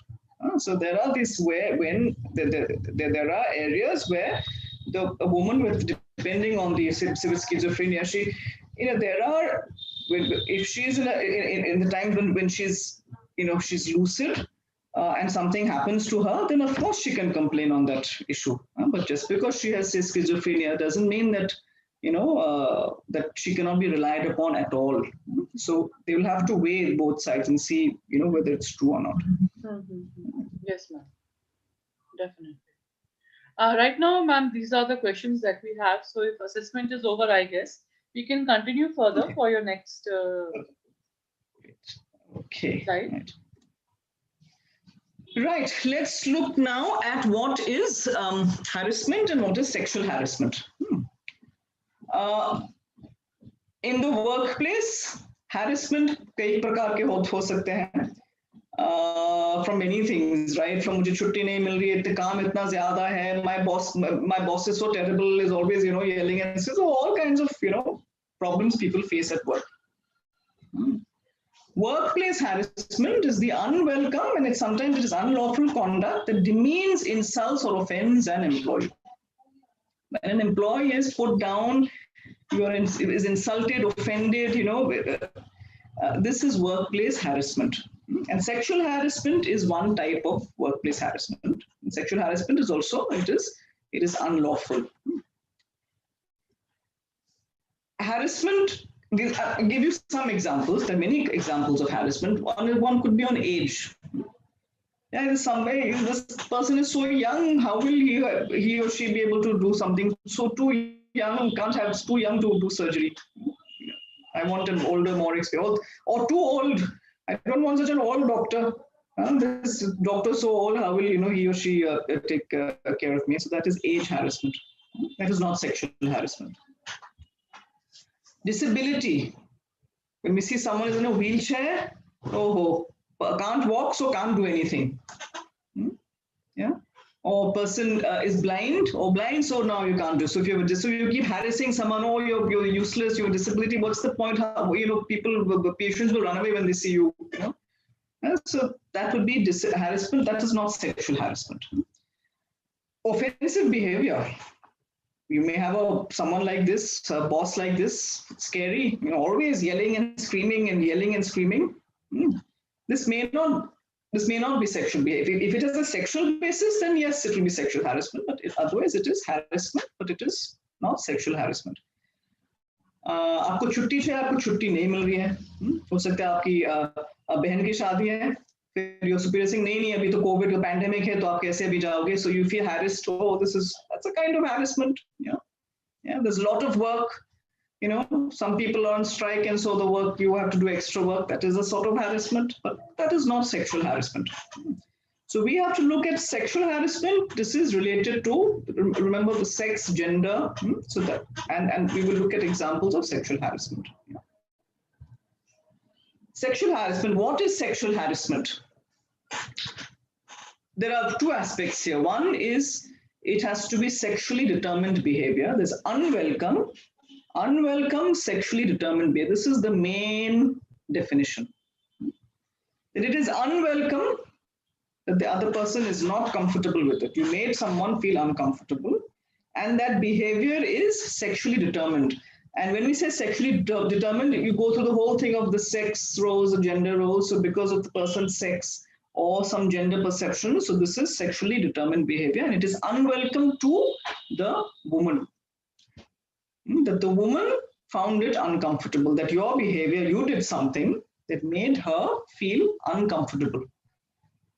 And if it is sexually determined, then that will be sexual harassment. And there are some examples, and all the examples you have to remember that it should be the two things, that it is sexually determined and it is unwelcome to the woman. So just in physical contact, if it is unwelcome and it is sexually determined, something like this will certainly be sexual harassment. लेकिन हर physical contact sexual harassment नहीं है, obviously. अगर आप lift में है, then it's crowded and there's some touching, that by accidentally touching, that is okay. During surgery, you have we're passing scissors or whatever you have. There's some bit of, but if it is natural and accidental, that is okay. But if it's deliberate, so I'm taking a pair of scissors and I'm just keeping on holding the person's hand, then that would be harassment. So it depends on the facts of the case. Then if I do something which is sexually determined, that is because she's a woman and because these are my expectations of women, and so I do something that makes her uncomfortable, that could be sexual harassment.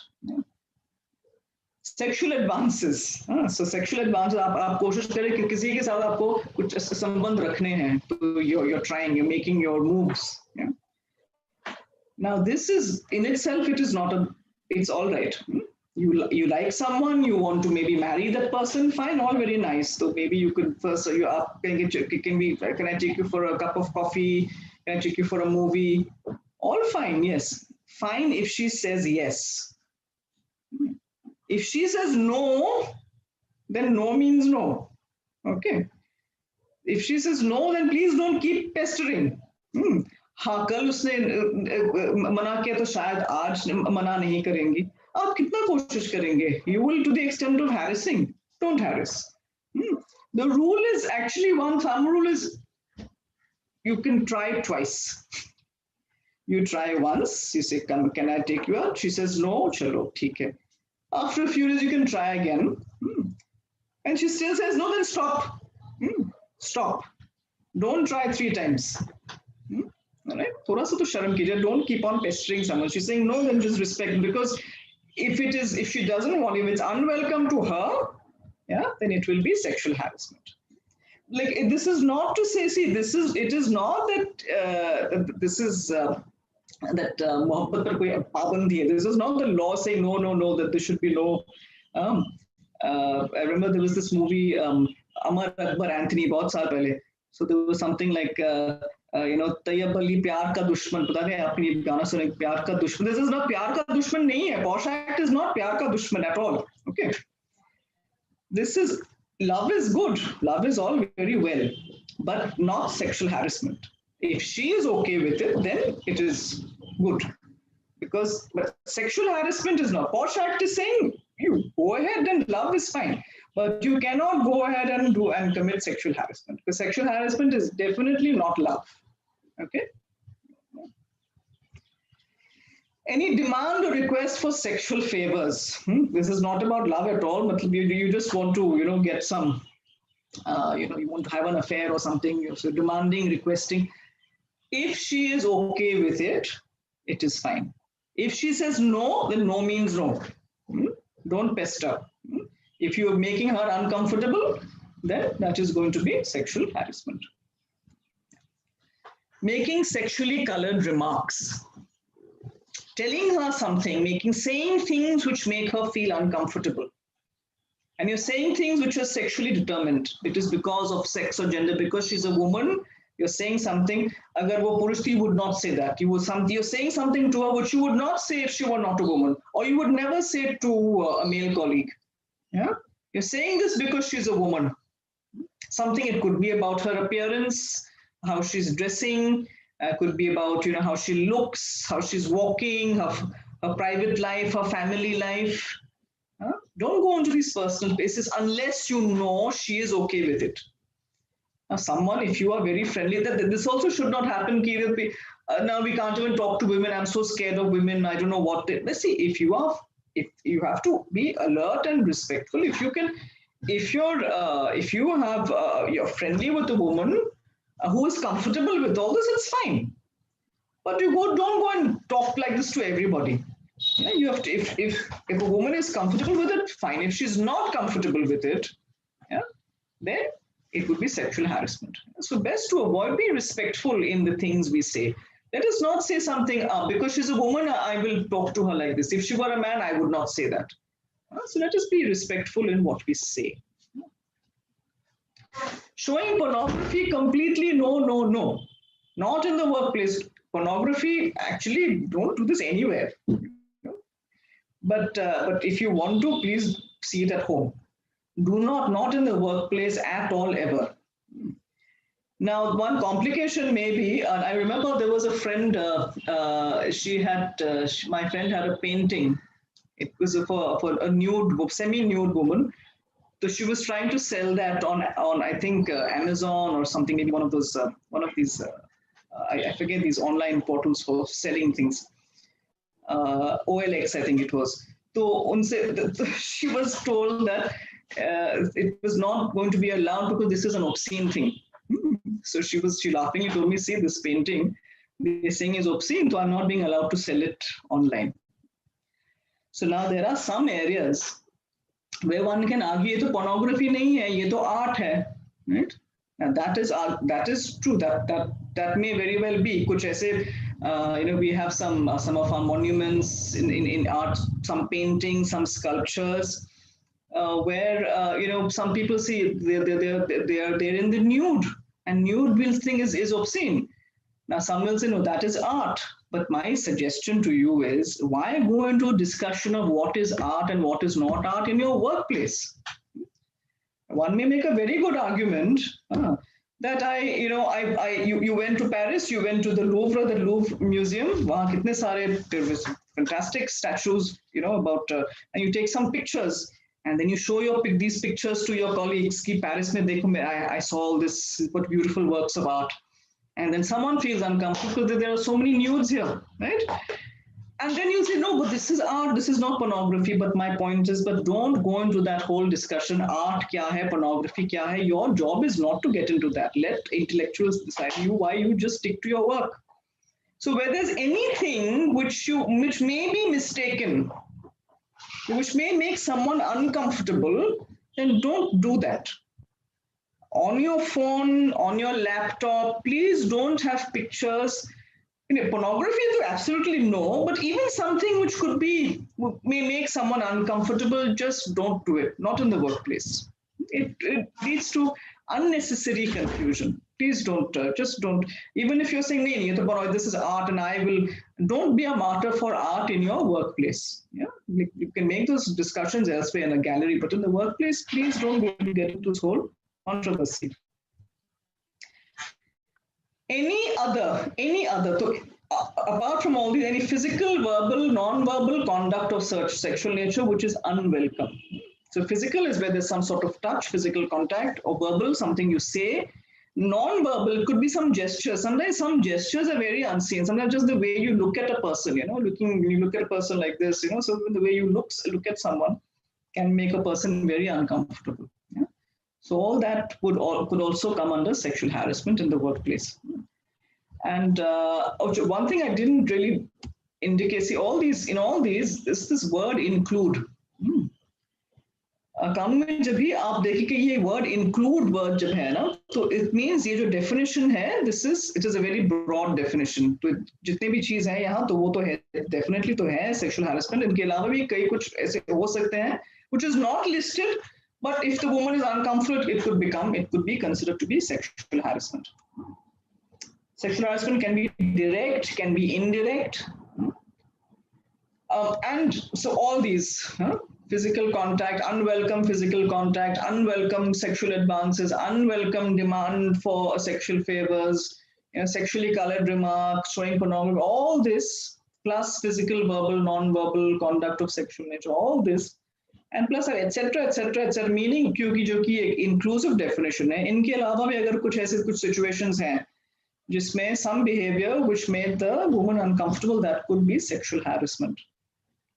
Okay, so right, and if there's sexual harassment, there are some situations where it becomes very obvious that this would be sexual harassment. जैसे कि if there is some promise of preferential treatment, implied or explicit, कि अगर आप मेरे लिए ये करेंगे, मेरे साथ डिनर पर जाएंगे ऐसे, तो फिर आपको प्रमोशन मिलेगी। अगर आपको करियर की चिंता है, आप यू वांट टू प्रोग्रेस, तो मुझे मेरे साथ आपको ज्यादा समय बितानी पड़ेगी, मेरे साथ यहाँ जाना चाहिए, वहाँ वगैरह। So this would be sexual harassment.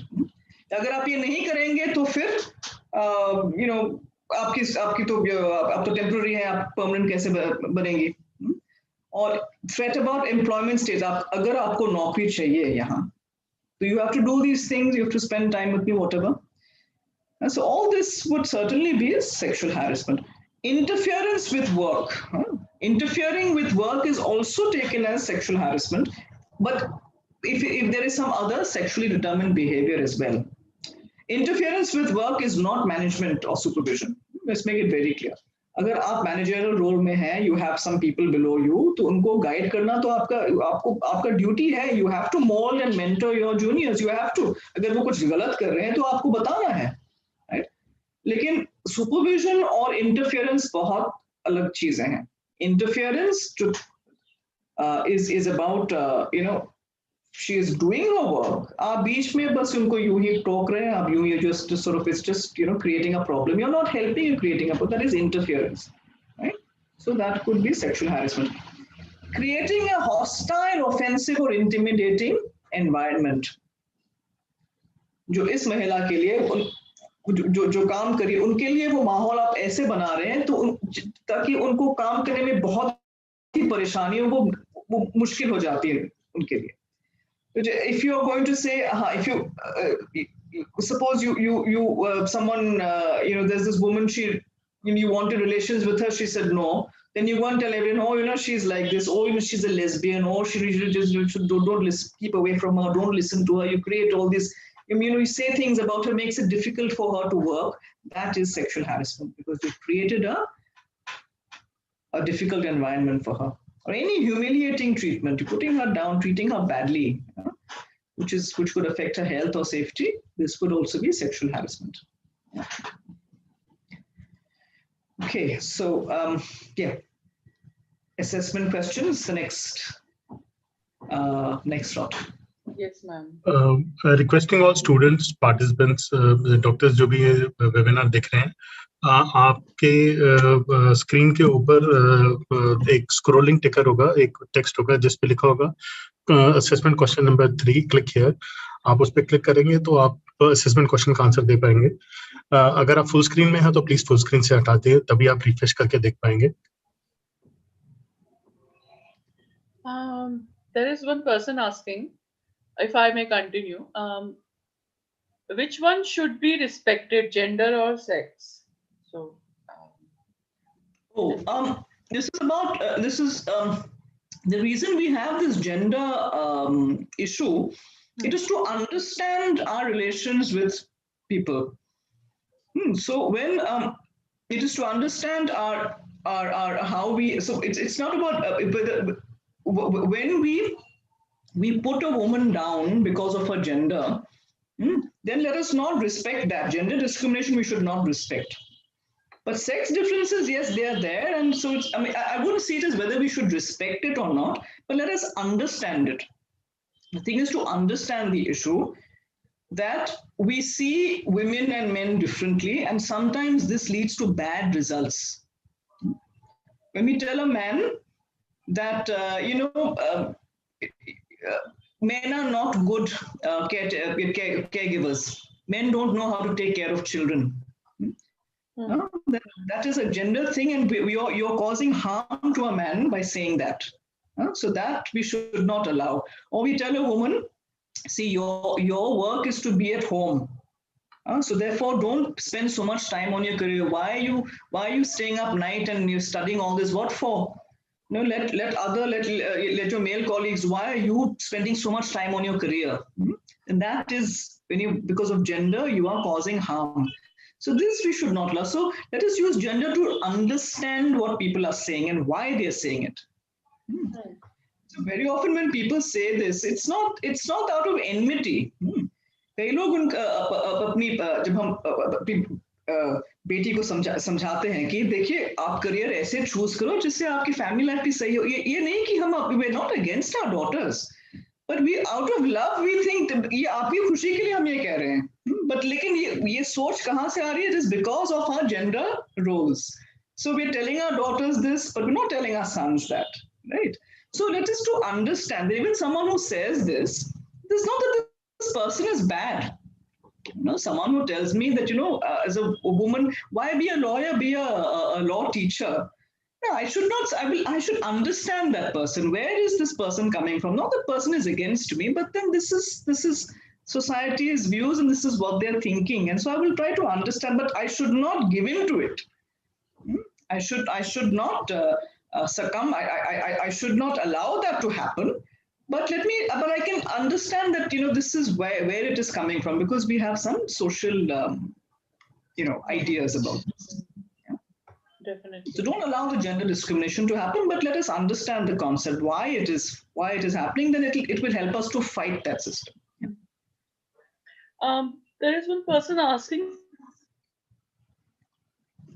I'm sorry. Available now, ma'am? Yes, please, yeah.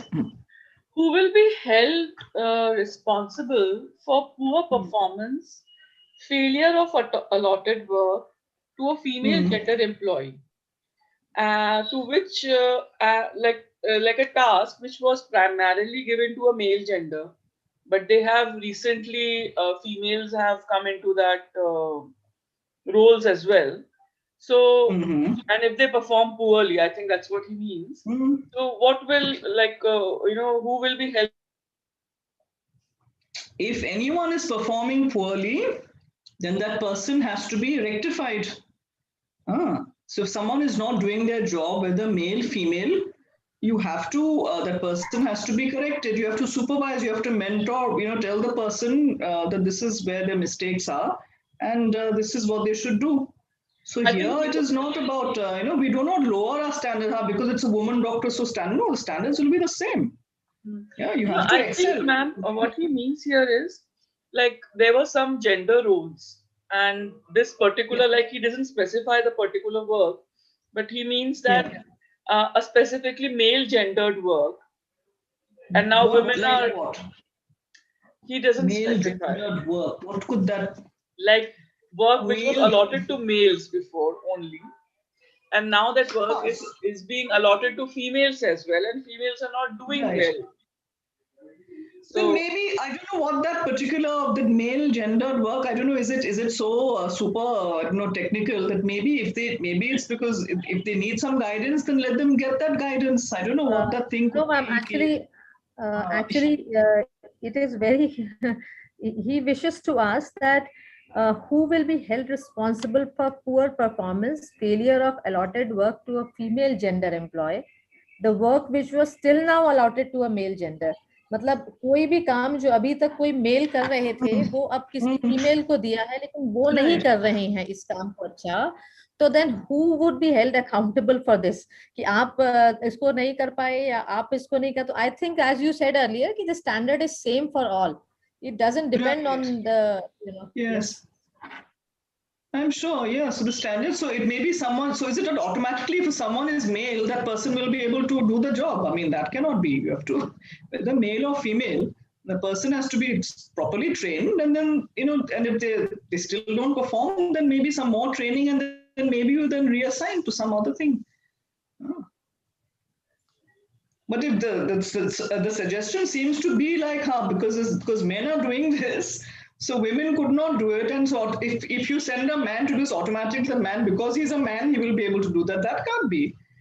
The person, if you have the technical skills, whether you're male or female, you'll be able to do it. If your attitude is right, your skills are there, you can do it. What is there to be, whether you're male or female, and so you're that? That is not a. Everyone has to perform correctly, and if they're not performing, then instruct them. Maybe they need the necessary training. and then we are all accountable for our own, performance. We have to, each one has to perform adequately. Definitely, ma'am.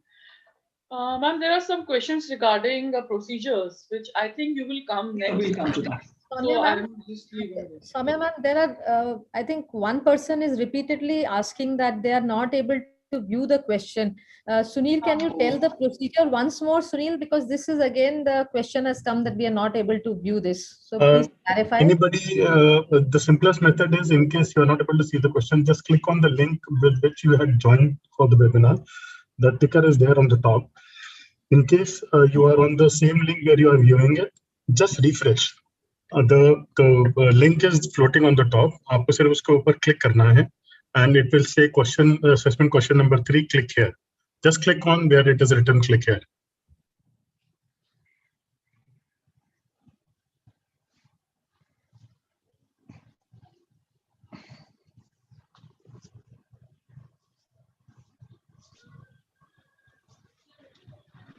And I think we can move further once, like. Okay, no more questions, right? Yeah, okay, like there are, but I think you will answer them eventually. Right. If people have just, if they're just going to click on that link now, maybe just let's wait 20-30 seconds. Some people have, those who have this difficulty. Yes, yes.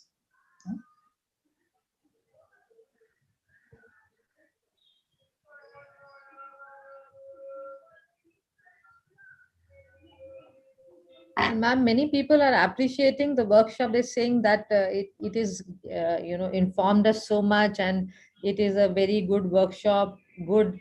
Oh, and okay. they're appreciating a very helpful seminar. Thank you, because there were certain concepts which got cleared only through this training, madam. So they're finding it very useful. Okay, I'm glad. Thank you.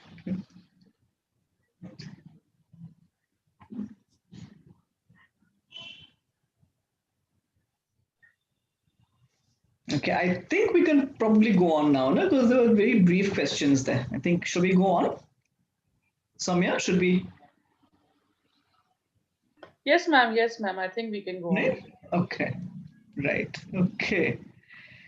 So now we've seen what is sexual harassment. We've understood sex differences, gender roles. What is sexual? What do we do if it happens? What do we do? What is the process, procedures? We'll come to that now. Before that, we have to see there are some other important POSH Act में कुछ there are important terms जैसे कि workplace कार्यस्थल का मतलब क्या है? Workplace again very broad definition. POSH Act में जो definition they're very broad. So workplace includes any place visited by the employee arising out of or in the course of employment. Meaning देखिए अगर आपका workplace, if it's hospital, AIIMS BHOPAL the hospital, of course that is your workplace. It's सिर्फ आपकी cabin और वो not just your chamber, but the whole premise, the whole hospital, of course, is the workplace. इसके अलावा अगर आपको कहीं से health camp में जाना हो, जैसे कि COVID के समय कुछ अगर health professionals, maybe you have to go house to house, है ना? Then that house also becomes your workplace. जहाँ भी आपको जाना, क्यों अगर आप काम पे जा रहे हैं, जहाँ भी आप जाते हैं, वो आपकी workplace बन जाती है. तो इवन आपको अगर ट्रैवल करना है, अगर आपको किसी कॉन्फ्रेंस में जाना है काम के लिए, अगर आपको आपको दिल्ली आना है और आपको चेन्नई जानी है, तो फिर आप प्लेन से जा रहे हैं या ट्रेन से उस वक्त जब आप during this journey, this plane also becomes like your work place. आप जहाँ रुकेंगे, जहाँ कॉन्फ्रेंस हो रही है, वो भी आप उस समय के लिए आपकी वर्क प्लेस बन जाती है. So it's a very broad. जहाँ wherever you go for your work will be your workplace. If you have to go house to house, you're going to a patient's house because of your work.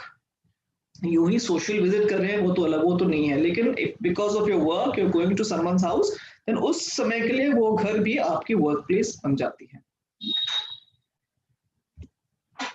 Complainant कौन हो सकते हैं? Complainant POSH Act में सिर्फ agreed. देखिए कई संस्थाएं हैं जिनमें अलग पॉलिसीज है, जो POSH Act से और भी दैट इज लिटिल ब्रॉडर. कुछ कंपनीज में पॉलिसीज है जहां पुरुष भी कंप्लेन कर सकते हैं, लेकिन POSH Act में बस यही है जो कि AIIMS BHOPAL is following the POSH Act. aggrieved woman complainant can only be a woman of any age. और ये देखिए, employed or not, she does not have to be an employee. ये हो सकता है she could be a patient there, she could be a visitor. अगर ये लड़की गई है किसी, maybe to see her someone who's an inpatient, or someone from the OPD, someone has just gone to for a consultation.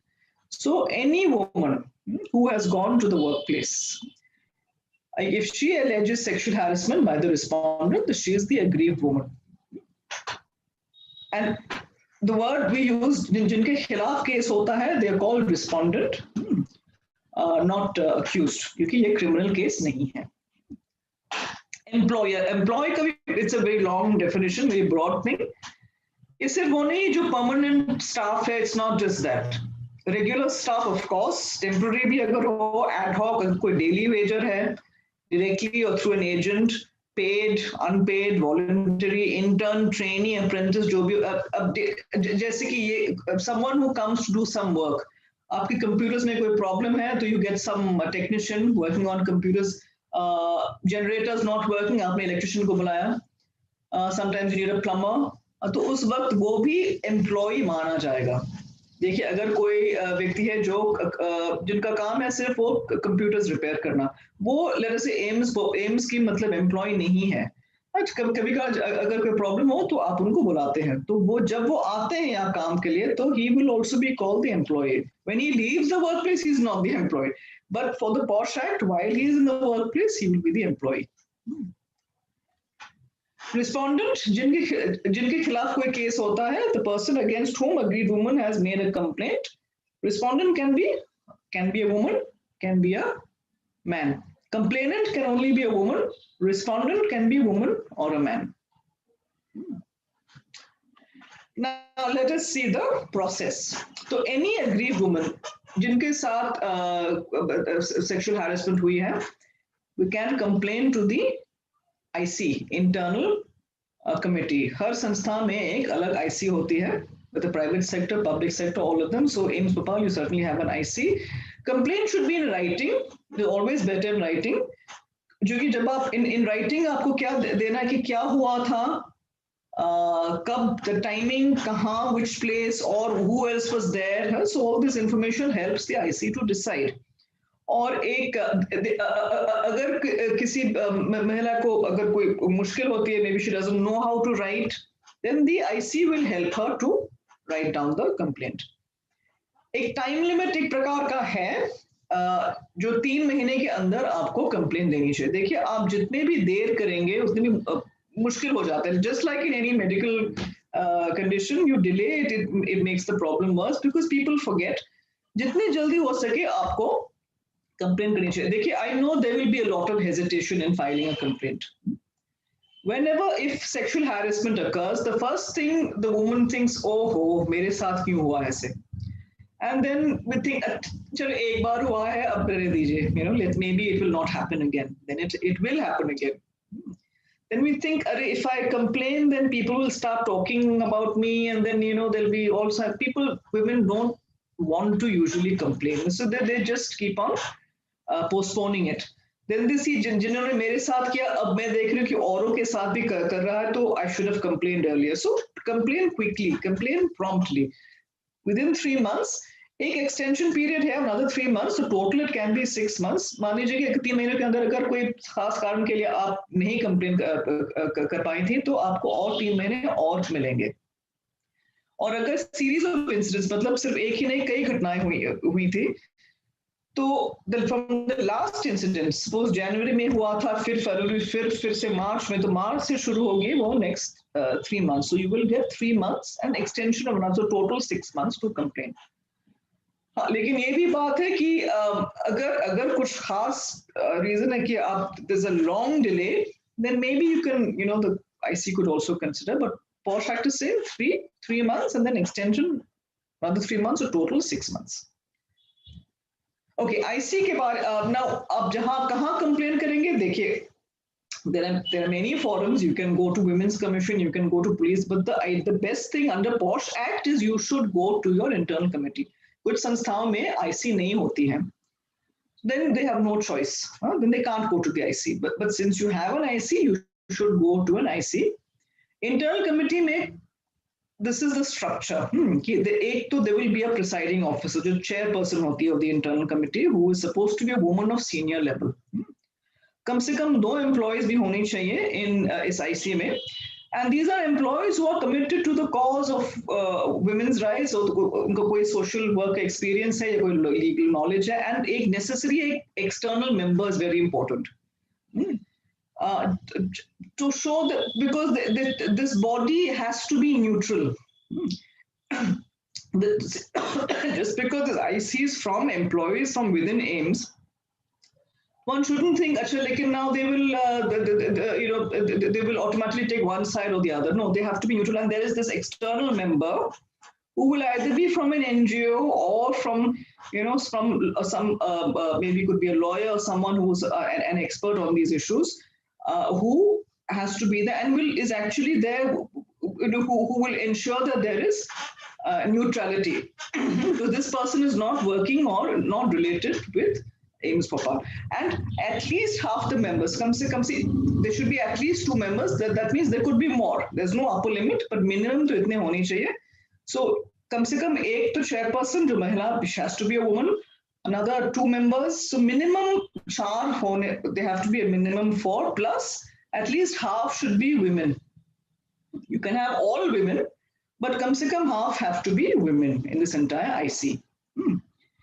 तो AIIMS के IC में you'll have, there are all these persons, इनके नाम है यहाँ, designations भी हैं, और email IDs, contact numbers. So बेहतर ये, अगर आपको कोई problem हो तो of course आप phone भी कर सकते हैं, लेकिन बेहतर है कि आप email कर दीजिए, आप लिखित में ये दीजिए कि क्या हुआ था, कौन थे वहाँ, कौन सी तारीख को, where it happened, what happened, etc. और जब भी इनफैक्ट आपके साथ अगर कोई ऐसे कुछ घटना होता है तो अपने ही नोट्स पे पहले आप लिख लीजिए ताकि आपको याद रहे. Otherwise you will forget. It happens within 24 hours. A lot of forgetting happens. And so this should be in, better if it's in writing. So these are the IC members. And once the IC, when you're a complainant, the IC POSH Act के जो POSH rules है, these are the rules of passed by Parliament. Rule 7 falls of natural justice, that the IC will function as per natural justice. This is the law of the land. So inquiry will be made in accordance with principles of natural justice. So natural justice का मतलब क्या है? One of some of these principles are, one is no one shall be condemned unheard. दोनों पक्षों को उनकी हक बनती है कि वो बात रखें. So IC will hear both sides. So you have the right to speak. You have the right to state. जो complainant है वो IC को बताएंगे कि मेरे साथ ये सब हुआ है. जो respondent है has equal right to say this is what is his version or her version. Respondent could be male or female. So if the respondent says no such a thing happened, this is all, is all lies, he has the right to say that, yes, and the IC will hear both parties. This is the one principle of natural justice, that no one will be condemned unheard. You have the right to be heard. Both parties have the right to be heard. So, but there's one thing the POSH Act says that the rules say you should not have lawyers there. So if one party brings in a big lawyer, then the other party will also be forced to bring in lawyers. The law is saying you should not have lawyers present, because then they will come and then they will, sometimes lawyers, they'll create problems. They come with all this suitcase of books, and then they will go on and on about the law, and then, they make life difficult for the IC. So they're not supposed to have lawyers in this. Another rule of natural justice is no one shall be a judge in their own case. अगर case मेरे खिलाफ है और मैं ही जज हूं तो obviously I will think no, that yes, this whole case is rubbish because the case is against me, right? So this is one important rule, that you cannot be a judge in your own case. So अगर किसी IC member के खिलाफ अगर आपको complain करना है तब आप जरूर IC के पास ही जाइए, लेकिन उस hearing में वो member नहीं रहेंगे in the IC. The case will be heard by all the other members. This is another important principle that you will, the IC will follow these principles. The other one is no one to be judged in their own case also means that you will not be judged by a subordinate. So therefore, the IC, especially the chairperson, is of sufficiently high seniority. So they will, so she will not be, taking orders from the respondent or the complainant, because both parties, IC has to be neutral. That is very important. Okay. So if you go by the structure of your IC, you see the members have to be will be such who are not going to, be who can function independently, and who are not going to be, who cannot be seen to be taking orders from whoever, the respondent or the complainant, because they have to be neutral and they have to hear both sides. Yeah. Natural justice also means there can be no bias. The IC will not take either side, will not be pro-complainant or pro-respondent. They will have to hear the case independent. This is how, because for that IC functions like a court, and the judge must be independent. If the judge is biased, or the judge has actually, there is a term in law, if the judge has already made up his mind, then the judge should not be sitting in that case. Yeah, right. You cannot make up your mind before hearing the whole matter. So they cannot be pro-complainant, or they cannot be anti-complainant. They cannot be pro-respondent or anti-respondent. They will be independent. Okay. So these are the rules. So as a complainant or as a respondent, these are your rights that the IC will function as per natural justice. Now, where a woman cannot complain herself, see in the POSH Act, a complainant has to be the woman, or unko khud complaint deni chahiye, either by email or phone or whatever. अगर वो खुद नहीं कर सकती, either for physical because of death or physical incapacity or mental incapacity, then the complaint can be filed by someone else, relative, friend, colleague, maybe women's commission member, etc. So, but normally it should be directly by the woman. अगर case आपके employer के खिलाफ है, तो फिर आपको IC के पास नहीं जाना है, आपको लोकल कमेटी के पास जाना है, जो गवर्नमेंट की डिस्ट्रिक्ट लेवल लोकल कमेटी होती है, तो आपको वहां कंप्लेंट फाइल करनी है, not in the intern against the employer. Against IC member that is fine, आप आईसी में ही फाइल कीजिएगा, लेकिन against employer it will be in the local committee. Now, conciliation, when you have filed a complaint, you are a complainant, आपको एक मौका दिया जाता है, only the complainant has this chance. अगर आपको लगता है कि if you are willing to settle the matter, you don't want, आपको लंबी चौड़ी inquiry आप नहीं चाहती, maybe you think it's not that serious a matter, you can go for conciliation. तो as a only complainant can do this, आप IC को request कर सकते हैं कि देखिए मुझे एक पूरा inquiry की जरूरत नहीं, मेरे साथ ये हुआ था, and what I want is this ABC. Maybe I want, इन्होंने मेरे साथ ये कि I just want him to say sorry, I want an apology. Or you can say I want that maybe maybe he should not be, we should work in different wards, or he should not be supervising, or whatever it is, or that I should be transferred out, or whatever it is. You put your terms and conditions. This is what happened to me, and this is what I expect. If the respondent is agreeable, then you can have a compromise. And if there's a proper compromise, then the matter is settled. No need for a whole inquiry. The problem is solved, right? हाँ, लेकिन इसमें ये नहीं हो सकता है कि आपने पैसों के लिए आपने कॉम्प्रोमाइज किया है. जैसे कि अगर मैंने कंप्लेन किया है, तो अगर मुझे 1 लाख रुपए में तो मैं केस विथड्रॉ करूंगी, ये नहीं हो सकता. This is not allowed in the law. और ये भी नहीं, कुछ देखिए, कुछ ऐसे सेक्सुअल ऑफेंसेस होते हैं जो which cannot be compromised under law. If it's a serious offense of, say, rape or molestation, so those matters can't be compromised.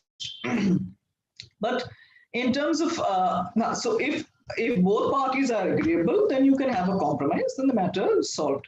लेकिन compromise is based on certain conditions. अगर वो conditions, if they are not, if there's a breach of conditions, अगर for instance compromise, the basis was I'm a complaint, मैंने कहा था कि अगर this person is transferred out, या मेरे ward में उनको duties, if he doesn't work in the same ward as me, then I'm okay with it. लेकिन कुछ दिन बाद मैं देख रही कि this person is still doing the same thing, then the inquiry will start again, then the compromise will have failed.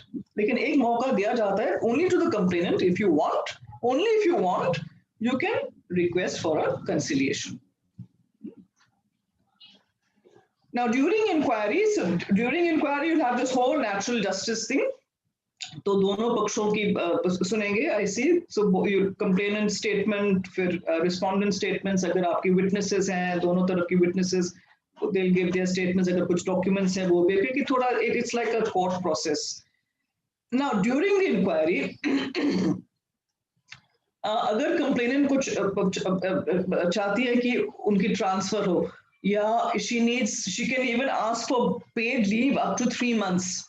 हाँ, लेकिन ये नहीं कि हाँ कुछ मेरे साथ ये देखिए ये कोई लॉटरी नहीं है प्लीज. हाँ कि आपके साथ सेक्सुअल हैरेसमेंट हुआ तो great, now I will get 3 months paid leave. No, it is depending on the seriousness of the case.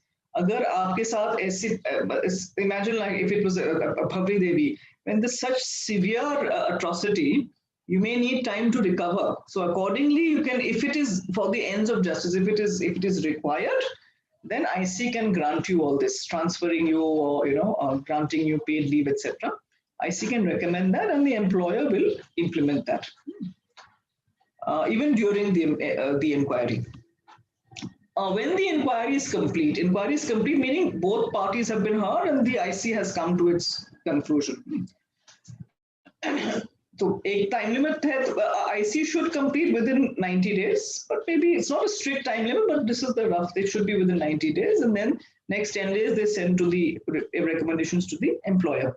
Dono parties ko copies milenge, whatever the inquiry report is. Now, if the IC finds allegations were not proved, they can say no action required. Now, this may happen that suppose I'm the complainant, I said, this sexual harassment happened with me, this person did XYZ things. Now it may be, what may happen is, for instance, maybe the respondent actually says, no, there was no such thing, this person, maybe he wasn't even there at the time, or, so if there wasn't enough proof, yeah, if I have complained about something which is actually not sexual harassment, maybe I said something like, this person is always laughing at me because of my disability or making fun of my language. Then I said that this is a sexual harassment. मुझे लगा कि ये sexual harassment है, and I'm a woman, तो ये sexual harassment है. लेकिन IC को when they see the thing, listen, ये तो sexual harassment नहीं है, this is some other non-sexual harassment. Then they can say, okay, there's no need to pass any order in this case. The case can be dismissed. Maybe they can transfer it to HR or some other thing. So if the case is not proved, then they can say no action required. Achha, case is not proved does not mean it's a false case. False case ye hai ki IC has seen that which false evidence, some false evidence has been given as a complainant, or as if I say that respondent sent me this email, lekin ye email maine khud likha hai, right? Or I forged his signature. So I'm framing this, then that is false evidence. So that is a separate issue. But if this is not about allegations not being proved. So if they find that there is not enough evidence, they can say, okay, no action required. But if they find, yes, we find that sexual harassment took place, then they can advise all these different their sort of penalties. Now, in some institutions, you have service rules will specify for this sexual harassment, you'll have this, these are the punishments. But normally it is this, either if it's not a very serious incident, it could be like an apology, it could be counseling, sometimes a warning will be enough, a reprimand, censure, you can have withholding promotion, you can have imposing of a fine. In very serious cases, the person can be fired, can be terminated. Or for regarding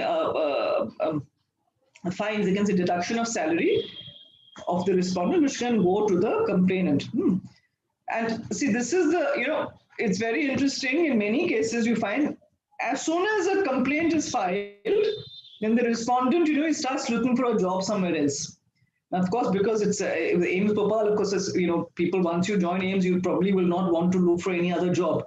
But in many companies, this happens. As soon as the case is filed, they start looking for a job somewhere else. So the thing is, even if the respondent leaves the job, the employer can still make sure that the compensation is taken from this person. How? Through the government, through the district officer. The Civil Procedure Code, it has these rules whereby you can recover these amounts from anyone in the country, like you would recover, any areas to the government. So there are different, I won't go into that. So this power is there for the district officer. Okay, so within 60 days, employer is supposed to act on this, on the recommendations. And if as complainant or respondent, अगर आप IC के decision से आप खुश नहीं हैं, आप appeal कर सकते हैं. You get within 90 days you can appeal to the labor court.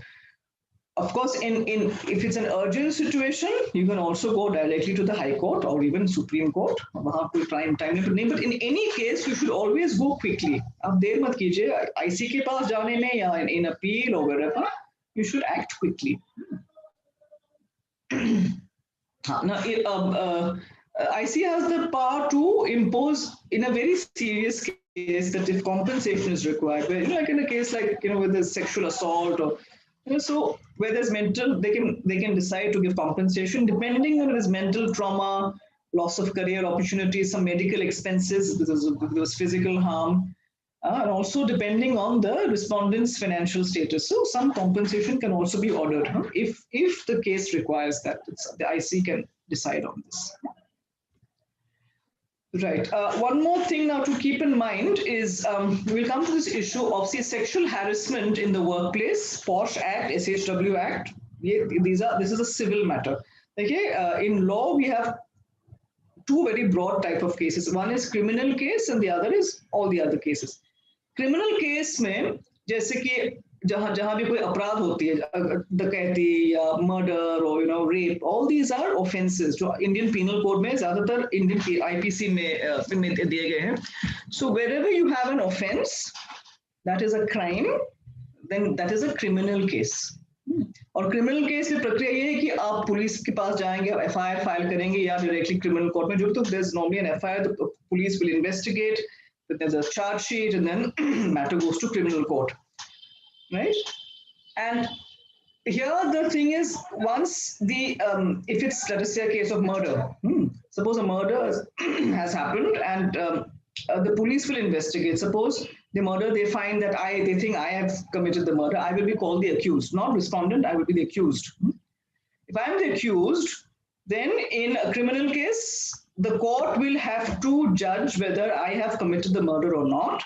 And it's very important, in criminal case, the rules are different. In criminal case, you need very strong evidence that the crime has, that this person is guilty. So if I am accused of murder, court को लगना चाहिए, जो भी सबूत हो, court को लगना चाहिए कि मैंने ही किया है. अगर कोई भी doubt हो, then they cannot convict me. अगर उनको लगता है कि शायद मैंने किया या maybe शायद सौम्या ने किया है, right? Then the court is not sure, then the court cannot convict. Even if the court thinks most likely, हाँ ये तालुकदार मैडम ने किया है murder, they still cannot. लेकिन हो सकता है maybe it was Saumya, then they cannot convict because there's a bit of a doubt. Right? So in criminal court, you need very strong evidence. Okay. But all other cases you can put under the civil cases. Now, POSH Act is a civil case. POSH Act is a civil law. Civil में वो system थोड़ा सा अलग है. यहाँ इतनी सबूत की जरूरत नहीं है. अगर मेरे खिलाफ कोई sexual harassment की केस है, तो अगर तो वो केस क्रिमिनल वो आप पुलिस के, it's not a police case, this will go to the internal committee. अगर internal committee को लगता है कि हाँ yes Talukdar madam has done this, then they will say that they will say that I have committed sexual harassment, even if they are not 100% sure. अगर उनको लगता है कि maybe she did not do it, maybe you're not very sure, but most likely she has done this. It is very likely, very high likelihood that she has done this. Then that is enough to say that I have committed sexual harassment. If they think that yes, maybe Soumya did it, actually Soumya, but most likely it is not likely. So most likely this one Talukdar has done this. Then that is enough in a civil case, right? So in a civil case, you need less proof because the punishment is also less. No, in criminal case, you are found guilty. If I'm accused of murder, I'm convicted of murder, I will go to jail maybe for the rest of my life. I could be hanged also, right? In civil case, the punishment is less, the proof is also proof required is less. So now, sexual harassment, all along we've seen POSH Act. Now, sexual harassment is also mentioned in the Indian Penal Code. And some things like what happened to Bhanwari Devi, a case of rape, is a very serious offense in the Indian Penal Code, right? So now, अगर किसी कार्यस्थल में अगर बलात्कार होती है, तो that of course is workplace sexual harassment, and it is also a crime, very serious crime.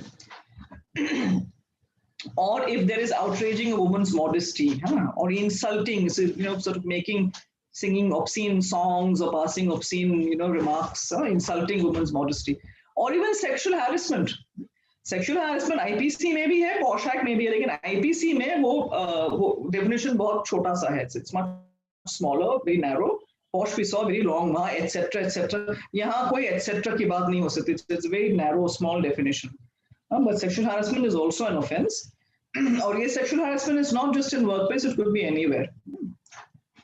Or something like this, watching, capturing, taking pictures of a woman, say when she's maybe in the bathroom or in a private place. That is also an offense. Trying to disrobe her, stalking, making contact against her. Well, all these are crimes against women. So all this would be, and if this is happening in the workplace, sexual harassment workplace can take these forms. अगर ये सब जैसे कि the respondent is stalking you, or try to disrobe you, or is taking pictures of you in you say when you're in the bathroom or something, yeah. So all this was also a crime. So here what you should do is there will be two cases. आपको जरूर IC को बताना है क्योंकि ये आपके workplace में हुआ है. You must inform them. Plus, you should also go to the police. अगर आपको you're not comfortable कि आप police के पास जाए, the IC will help you to go to the police, and there will be then two cases. Yeah? One is a criminal case. So because the criminal case is if rape happens or this, see, IC cannot send anyone to jail. But for offense of rape, person needs to be sent to jail. So or any sexual offense. So you go to the police. So एक अलग से there will be a criminal case as well. Then the court will decide, चलो, is this accused guilty or not? लेकिन for criminal case, like I said, proof you need a lot. Proof will be beyond reasonable doubt. अगर थोड़ा सा भी doubt हो तो वो convict नहीं करेगी criminal court में. और जो आपके POSH case में IC को ये देखना, this is as per the law, हाँ, ये उनकी discussion की बात नहीं है. This is in the law. Civil case है तो उनको ये सोचना है कि क्या respondent ने ये किया है कि नहीं. अगर उनको लगता है कि डाउट है लेकिन बहुत कम, थोड़ा सा डाउट है लेकिन मोस्ट लाइकली इसने किया है, that is enough in a POSH case. तो कभी कभी ये होता है कि क्रिमिनल केस में शायद इतना सबूत ना हो, खासकर कि जो कि very often investigation is not done properly by police. Very often that happens. कई केसेस में ये जजेस जो है लिखते हैं कि प्रोसिक्यूट, मुझे लगता है कि ये हुआ है लेकिन एविडेंस मेरे सामने है जो इतनी कमजोर है क्योंकि प्रोसिक्यूशन इज सो वीक, क्योंकि इन्वेस्टिगेशन में इतनी गलतियां की है पुलिस ने, so I am not able to convict. So जज will have to only go by that evidence and they need lot of evidence for criminal case. But so it may happen कि criminal case में शायद respondent got away with it, was failed to be acquitted. लेकिन for POSH the committee may hold, no, this is, we have, for us as per POSH Act, this is enough, there is enough evidence of sexual harassment in workplace. So then they can maybe terminate, or they cannot send anyone to jail, but maybe they can terminate the person from service or in a serious case or whatever. Yeah. So here there'll be two cases then can go on. Now another important thing to keep in mind is that of confidentiality. See, this is very important. See, sexual harassment, this is a very personal thing, a very sort of an intimate nature. So first of all, women don't want to complain about such things. There is embarrassment. There's a sense of, because there's a bit of stigma. And also the repercussions. Whenever a woman complains of sexual harassment, चारों तरफ से मतलब उनको घेर लिया जाता है. एक तो घर में पूछेंगे कि आपके साथ ही क्यों हो रहा है, कितने महिलाएं हैं आपकी, कितने इनके साथ तो नहीं हुआ, why you are you doing something wrong, maybe you should I told you should not work, you should give up your career. All these pressures happen. That if I file a complaint, then my husband will say, see, I told you should not be, you stop your career right now, stop this, I earn enough, right? So they don't want to. Then other colleagues in society, they will say, look at this, she must have done something funny. In so many cases, rape cases, we hear a woman is raped and they think, what was she doing at 9 o'clock at night, right? God knows what she was wearing. Yeah, why did she go out with this person? So all these questions come in, so they don't normally want to complain. So if they complain in the workplace and then they find everyone is talking about, jahan bhi aap ja rahe hain, to acha isne iske sath ye hua tha, so then people start gossiping, and she will feel very bad and she will take back her complaint, right? And the next person will not complain. And then what will happen is in the workplace, you will have all this sexual harassment. People, the harassers will get the message, this is very easy, nobody complains, so let us do what we want. Yeah. And then that is your one sad day, there will be a case which will bring the reputation of the whole organization down. So we don't want a situation where there's actual sexual harassment and women are afraid to complain. The day that happens, you are not far from the day when everybody will see AIIMS Bhopal is on NDTV and Aaj Tak and all the TV channels, and they're talking about this, some case has happened. You don't want that. So to prevent that from happening, every small case must be dealt with before it becomes a crisis. Much more than me as medical professionals, when you neglect one small symptom, then it manifests and becomes a full-blown disease. You don't want to go to that area. And if you do not maintain confidentiality, women are not going to complain. So POSH Act में लिखा गया है कि जो complainant कौन है, witnesses कौन थे, respondent, पूरी process, this is supposed to be confidential. You are not to go and not to disclose, not to press, not to friends, not to your cousins, friends, nobody. A workplace mein to bilkul you are. This is not to be openly discussed. In fact, there is also a punishment for this. For those who breach this, it is you can be fined 5,000 rupees for breaching this. This information can be given as to what, in a particular case, what justice was given to a complainant. That is from even there, the name of the complainant, any information by which we can know, she was the complainant, and that cannot be disclosed. And remember, I just said that in sexual harassment in workplace, some of these things are also offenses under IPC. And IPC in the Indian Penal Codes, if you respect the Indian law, if you respect Indian courts, then you will respect this. That you are not allowed to, the reason I put that, Bhanwari Devi's picture, because I do not have her consent.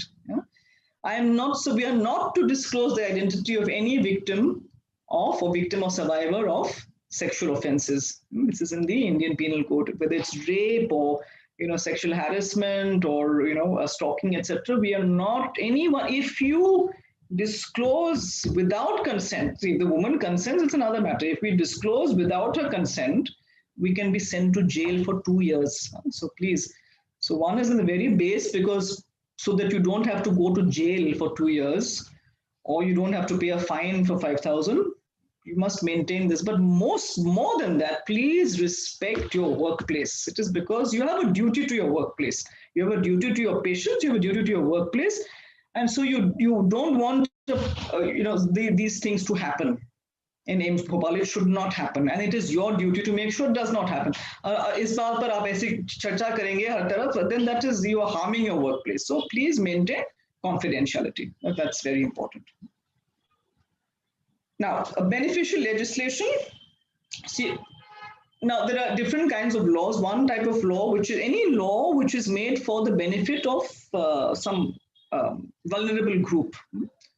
Whether some laws made for children or for factory workers. In this case, these are social welfare legislation. So POSH Act is a social welfare legislation made for the benefit of women in the workplace. So here you will see in law you have different types of interpretation. Interpretation can be very strict and it can be broad. Strict means you go by the letter of the law. Jo bhi likha hai, bilkul waise hi aapko karna hai. That is going by the letter of the law. But there's also the spirit of the law. So not just what is written, but what is the purpose of the law, trying to do justice in a particular case. So social welfare legislation mein, jaise ki POSH Act hai, you will go by the spirit of the law. Letter of the law, of course, you follow that, but also the spirit. You must not lose sight of the spirit of the law. You must maintain So in any case, you will try to do justice. Yeah. And so not being technical, but going by the spirit of the law. So trying to give a broad liberal interpretation. Yeah. I'll just do a couple of do's and don'ts. So one, remember, sexual harassment depends on the perception of the other person. It's not, I did not mean badly. I really respect her. Unko acha nahi laga, that is sexual harassment. Please be respectful to everybody. Huh? अभी हम बात कर रहे हैं about sex and gender, लेकिन बाद में it'll be disability, it'll be about age. Respect everybody. Whether it is, don't make fun of people because of race, creed, color, national origin, sex, age, disabilities. We make a lot of fun of people from different regions, from other countries, especially if they're from Africa. We make fun. This is all depending on color. No, we should be respectful to all. They're human beings. We are human beings. We're creatures of, of God. We are human beings. Every individual has inherent value and inherent, you have to respect each individual.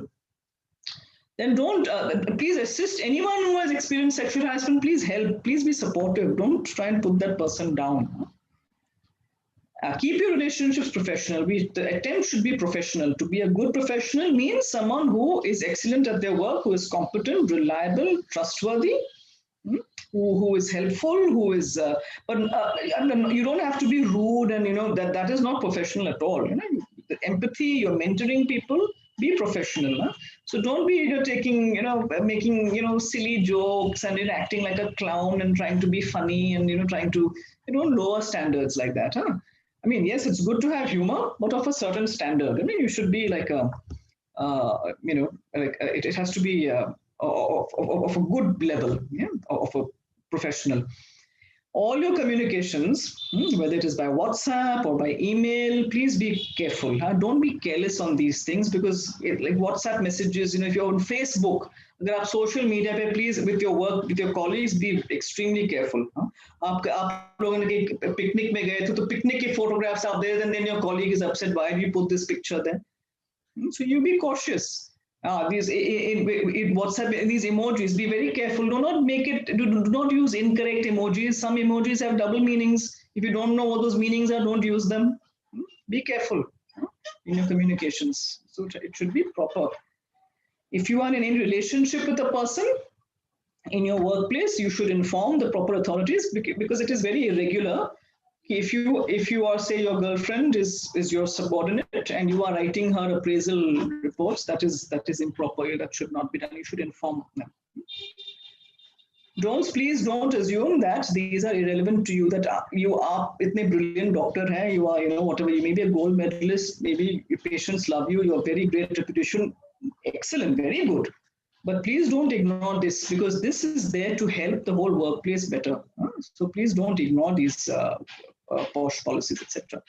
If you don't make jokes which hurt people, even if it's very funny. Hurtful, if you're hurting someone because they are from from a certain country or a certain community, certain religion, don't make fun of that. Is not nice, because it hurts people. And it will be bad for it is bad for your spiritual health. Because please don't do things which are going to hurt other people. Yeah? Right. And just please, just because you didn't mean to be offensive, so it is okay, that is not right. Huh? So please don't believe that. I meant well, so it's okay. No. Don't pretend that emails, faxes it's your personal thing. It's my laptop, so I will write whatever I want. No, in the workplace, you have to be professional. And don't assume that whatever private relations you have, romantic relations in the workplace, it is your personal business. No, you have to, because tomorrow if there's a breakup, it leads to all kinds of confusion, and so it's good to inform. Some misconceptions, let us please, Bika. What I like, she will also like, please. So I like to be friendly with women, so women will also like no, I was being nice to her, I thought she would. What do you think? No, doesn't. Please think about what will she like or what she did not like. Please be respectful to the other, not about what is in my mind. And if it's okay with me, it is okay with everyone. Where I come from, this is how I was brought up. मेरे culture में तो ये सब ठीक है. मेरे गांव में, मेरे शहर में लड़कियां तो ऐसी होती है, तो they don't mind. तो यहाँ ये कहाँ से आ गई? That is not the thing. What you are used to is not important. What is okay with her? And there are women from all backgrounds. Your colleagues will be someone from Punjab, someone from Tamil Nadu, someone from Assam, someone from Maharashtra. They're all types of people. So and you have to respect everyone. Yeah. And this is a very funny thing some people have. So if some women like me, then all women like me. Meaning that see, I have so many women friends. That means I know how to behave with women. See, it's not that maybe there are 10 women who are fine with you. You say something to 10 women and they're okay, but the 11th one may say, no, I didn't like that. It depends. You may have a certain relationship comfort level with some woman, and so that is okay. But if another woman does not like that behavior, then you cannot do that. Right? So we consider that everyone is different, right? We have to be respectful to each one. You can't put all women in one box and they're all the same.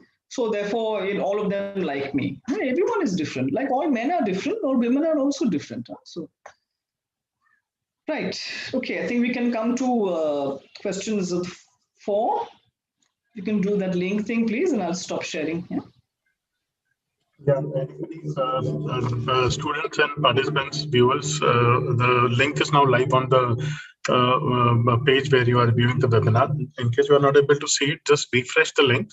You should be able to see the scrolling left to right text होगा जिसपे लिखा होगा question assessment question 4. Click here. Click करेंगे तो you will be able to answer the questions. In case आप full screen पे हैं तो आप full screen हटा दीजिए. अगर आप full screen पे हैं तो आप ये question link नहीं देख पाएंगे.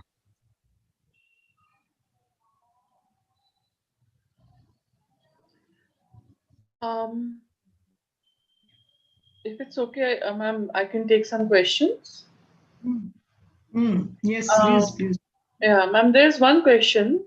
Kindly elaborate further procedure in case where complaint has been lodged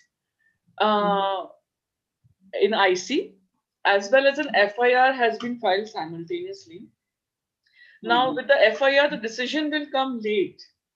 So, what would be the IC decision? Will it affect? Because her question is incomplete. I think there is a limit to the characters that she can send. So, I'm assuming. Fine. It's okay. Yeah, right. I get the thing. So, the thing is, so these are two separate procedures.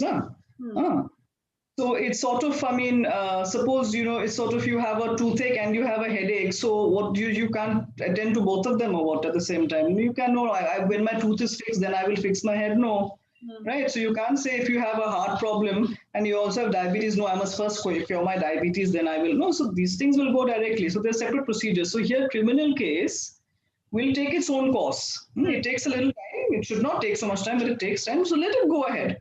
So that is, it doesn't matter. The IC will also go ahead. Now, it may be a situation where the IC says, yes, sexual harassment has occurred.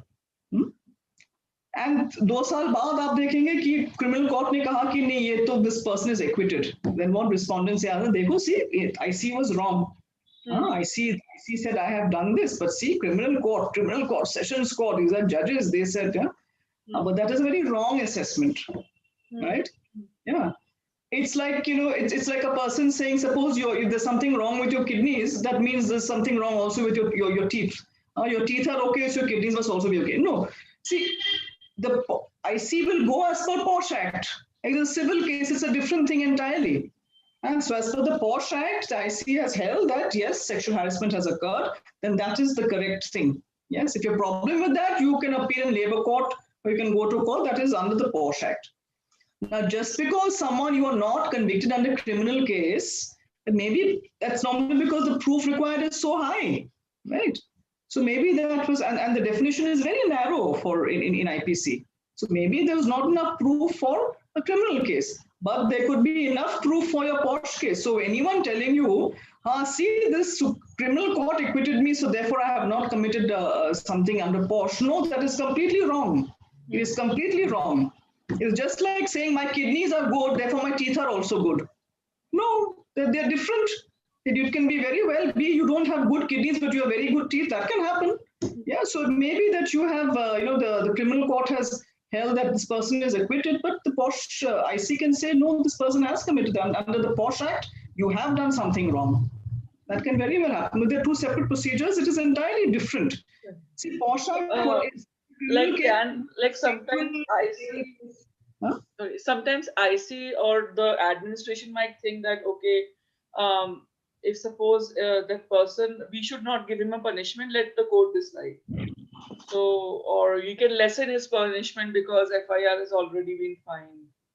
Right. A good point. Yes. No, that we can't have. These things have to go on together. See, because the processes are different. See, the criminal court is not concerned with AIIMS Bhopal should be safe, the workplace should be safe. How is the Sessions Court will only see one thing? Suppose I am the respondent, Sessions Court will see, did Anju Talukdar commit this crime or not? That is all. They are not concerned AIIMS Bhopal is safe for workplace. No, how is the court bothered? No, they are not concerned with that. They're only concerned, did I do this or no? IC must be concerned. Your main concern is that the workplace must be safe. So your duty is to ensure that. So you don't want, people who have committed harassment. Now, in the Sessions Court, if they hold that I have committed a crime, they are not going to say, oh, do go for counseling, or we'll give you a warning, we'll do censure, reprimand. All these things are not, they'll send me to jail. Now, I suppose this, they will look at, okay, because of what you've done, maybe we'll give you a warning, or maybe you should go for gender sensitization, maybe you should go for counseling. So they are separate procedures entirely. They should go on together, and they don't contradict each other. It's not it should not be a problem at all. And what can I just say, what will be a problem if the IC holds that no sexual harassment occurred, but the criminal court says, yes, this person, the accused is guilty, then that means there's something the IC has made a mistake. That if there's enough proof to convict for a crime, but the IC held there was no sexual harassment, then clearly IC has made a mistake. And in any, like suppose the person is further illustrating, like she is given the missing question, does court take any cognizance or any reference to the IC report? No. Why should it? No. Yes, like if suppose a parallel case is going on, or a complaint has already, like a case has already been, like report has already been given, can the person submit that report in the court as well? No. I mean, they can, but the court will not rely on such evidence. The court will look at this. See, when in a criminal case, it is the duty of the state. It becomes, so in the IC, the case, suppose for instance, let us say some Dr. X files a case against me, that case becomes case of Dr. X versus Anju Talukdar. Okay. In a criminal court, it is no longer, although it is something that happened to Dr. X, the case becomes, it will be state of Madhya Pradesh versus Anju Talukdar. The whole state of Madhya Pradesh will prosecute me. The process is different. So the state of Madhya Pradesh, the police, the prosecution, the public prosecutor, they will produce the evidence and they will prepare the charge sheet. Yeah. What the IC is saying is not relevant. The respondent, the accused, I can say, okay, if the IC said that I have not done this, I can put that as some sort of evidence. But what the court will look at really is the evidence of the police and the investigation officer, the public prosecutor. That is the evidence the court will look at. This is not really material. I see it will not be material. Because I see held that I'm innocent, so therefore criminal court will hold I'm innocent. No.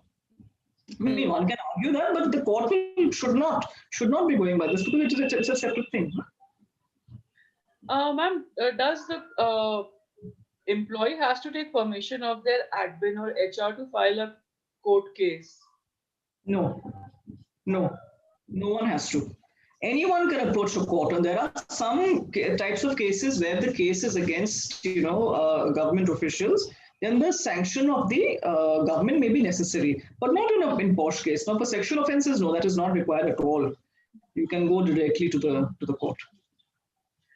There is one person asking, क्या mail कर्मचारी को gender discrimination से बचाने के लिए कोई संवैधानिक help मिल सकती है? संविधान से जरूर बिल्कुल देखिए संविधान तो सब पर लागू है। अगर आपके साथ ऐसे कुछ हो रहा है तो देखिए संविधान में हमारे मौलिक अधिकार है। अगर मौलिक अधिकार के कुछ आपके उल्लंघन हो रहे हैं आपको डायरेक्टली आप रिट पिटीशन फाइल कर दीजिए।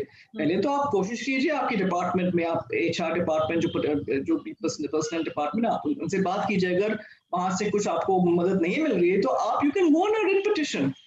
Writ petition, anyone can go on writ petition to straight to the High Court. Or we tell them that this is my fundamental right, and मेरे साथ ये सब हो रहा है, so you can try certainly. There's one person asking whether given preferential treatments to females on request, let's say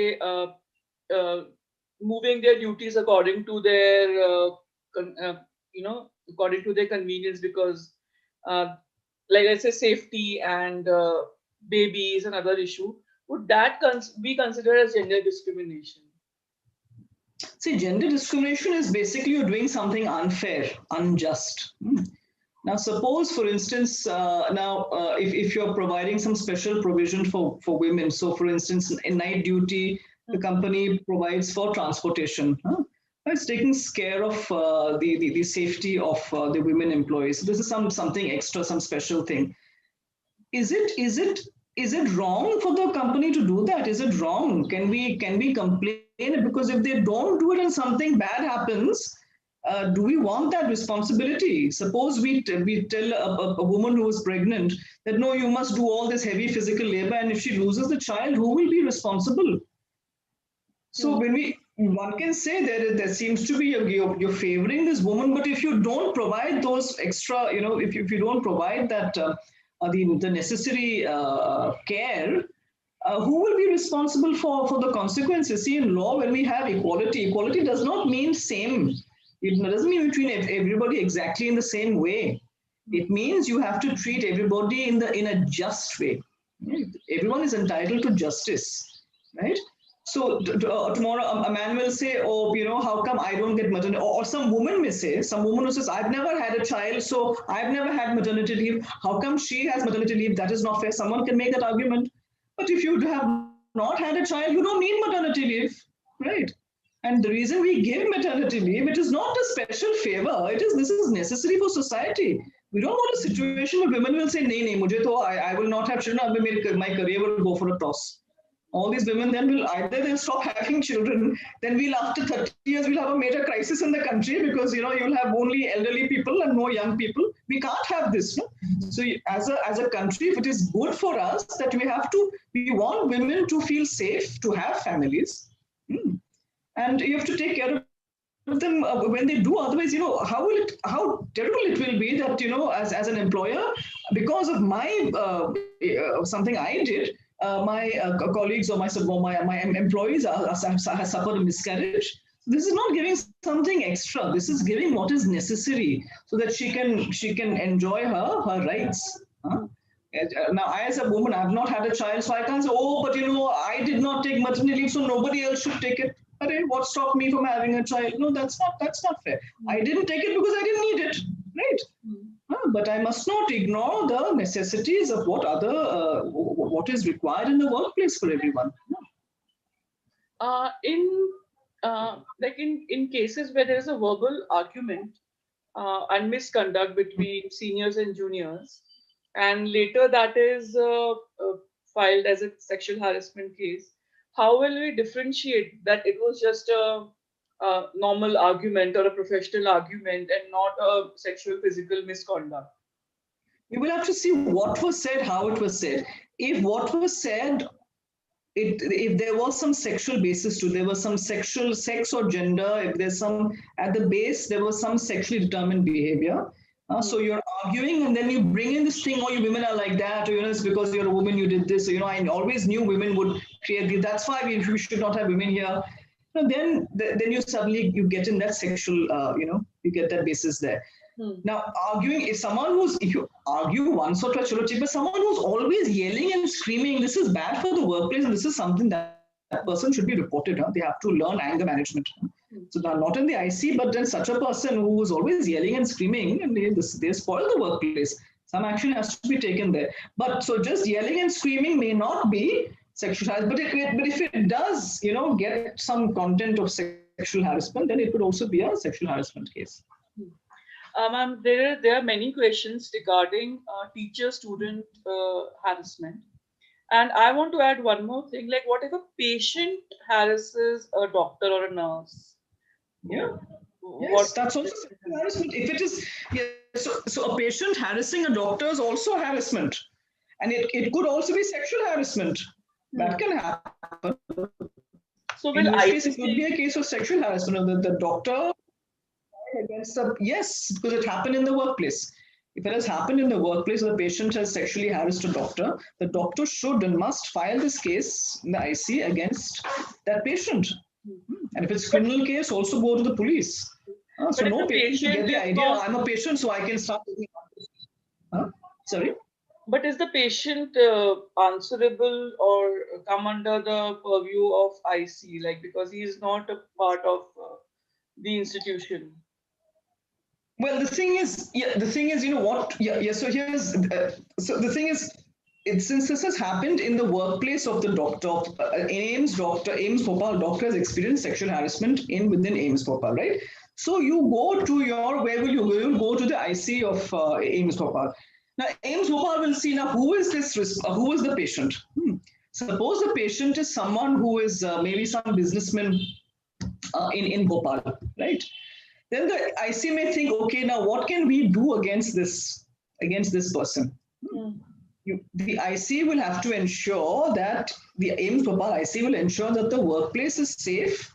So we have to take care of this case. How? If it is amounted to a sexual offense, the IC should help that case go to the police. And also now look at where this person works. Suppose this person is working in some other company. Suppose it is the person works in is maybe an employee of I don't know, some company in Bhopal, or some company. Let's make it some company in Gurgaon. Let us say that person was there in undergoing treatment in Bhopal, but is actually working for, let us say, Accenture in Noida. Right? Then what that IC should do is, see that AIIMS Bhopal IC will not be able to take any action really against, except for going to the police. What action? You cannot terminate from service someone who's working for Accenture, because that's not your. But what the IC Bhopal can do is inform the IC of Accenture. This is the kind of person you have in your work roles, right? So they can maybe take some action. But at any rate, what the IC can do is you help the person file a criminal case. Because in many cases, so here the Bhopal police can certainly take action so long as the person is in Bhopal. Then when they shift, then but then there's a all India police, and they can so it's easier to go by some criminal action. So it's always easy. If the respondent is an employee, it is easier, because IC can very easily say, no, we will terminate you, or we will give you warning, or whatever. When the respondent is not an employee, then it's good to push for a police case. So at least, because that is neutral, it'll be all over the country, and wherever, if possible, then you also inform the IC of their company. But their company will also see whether it was a workplace thing or not. Then they'll say it was a private thing. So therefore, you should push for a police case in such an event. Like, ma'am, in cases of outsourced employees, which are a lot in AIIMS, like suppose and good, like there's a case of harassment and a good action has been taken by the employee, like the outsourced company. Can we concur to that judgment or their report and give a similar report, or we have to have a series of, or we should do our similar procedure at our place also? So this is regarding a case which has already been dealt with. Yeah, like because in AIIMS there are a lot of outsourced employees, and they come from different companies. And like in a matter where the survivor or the complainant has filed both in our ICC and their ICC, right, yes, so yes. Can the things run parallel, or can we? And the judgment has been given by the outsourced company. They have filed a good report, taken a good action. Can we concur to that? See, it is not necessary. In fact, you should not have two ICs, like two courts dealing with the same case, the same type of case. should not happen. So if one IC should go, the case should go to the IC which has the higher power to over that employee. So if one IC is already taking care of it and that IC has power over the employee, then no need to have two, right? Right. But in this case, why the maybe the Bhopal IC could look into it is to whether we should employ this person ever again. So this a situation may occur when the outsourced, wherever they come, that company may say, no, this is not sexual harassment. Yeah. But for AIIMS Bhopal, it may be, look, we don't want this sort of behavior. So in that sense, it's okay to have, two, inquiries. Only if you find that this one has not come to a satisfactory result. Ideally, you should, why have double, inquiries? It's good to go just by one. But if you find a situation where, we find that the respondent, that company has said, no, it's not a problem. Either the IC members were not trained or they don't know, they didn't take it seriously or whatever, or they were scared or whatever. Then if the complainant will say, look, how can it be that this person now is going to come back here? Then that complainant should go now to the Bhopal, the AIIMS IC and say, look, we can't have this person here. Then you can have it. But it's good not to have parallel ones. Have one only where appropriate action has not been taken. You find there's a lack there, so you can make it up here at the center. Ma'am, how can we increase trust of people in the ICC? Because often the members can be, colleagues or friends with the complainant or with the respondent, and they might think, oh, they will not take any action, or they might be scared, or they might be junior to them. So what role does an external person play in the IC, and how can we communicate the fact to all the employees that it is a fair and just trial that we are going to take forward? Right. Yes. So the only way to do that is to follow the procedures properly. One big thing is when you have an external member, the duty of the external member is there to show that, look, this person is not concerned with the workings of, it does not get salary from the from AIIMS. So this person will definitely be the most neutral person, right? Then among all the members, one good rule of things. So you should, so the IC in meetings, you must include the external member. I've seen in some organizations where they have entire hearings on dates when the external member was not available. And then so therefore when the report is signed, final conclusion, and we'll see that the external member was not even there. So the external member and the presiding officer should be present. Presiding officer should be present in all the meetings. That is necessary as per law. And so also to show that you have been neutral, you must include the external member in all the meetings. The other thing is now among the members. Now another rule would be, suppose you are married to or you're in a very close relationship with either the complainant or the respondent, or very close friends, intimate friends, then you should not sit for that particular case. You should recuse yourself. Now, but I don't mean now everybody, you will of course be friendly with your colleagues. It is very likely that you will have met a lot of these people who will come as respondents or as complainants. But it doesn't mean that we are not normally, best friends with everybody in the workplace. Of course not. You may have a very few close friends. Some of us have only one or two close friends. I mean, you may not have any very close friends among your colleagues. But if you're known to have, if you're a relative of a complainant or the respondent, or you're very close friends with the respondent, or you are known to have enmity with one of them, then please don't, the term is recuse yourself.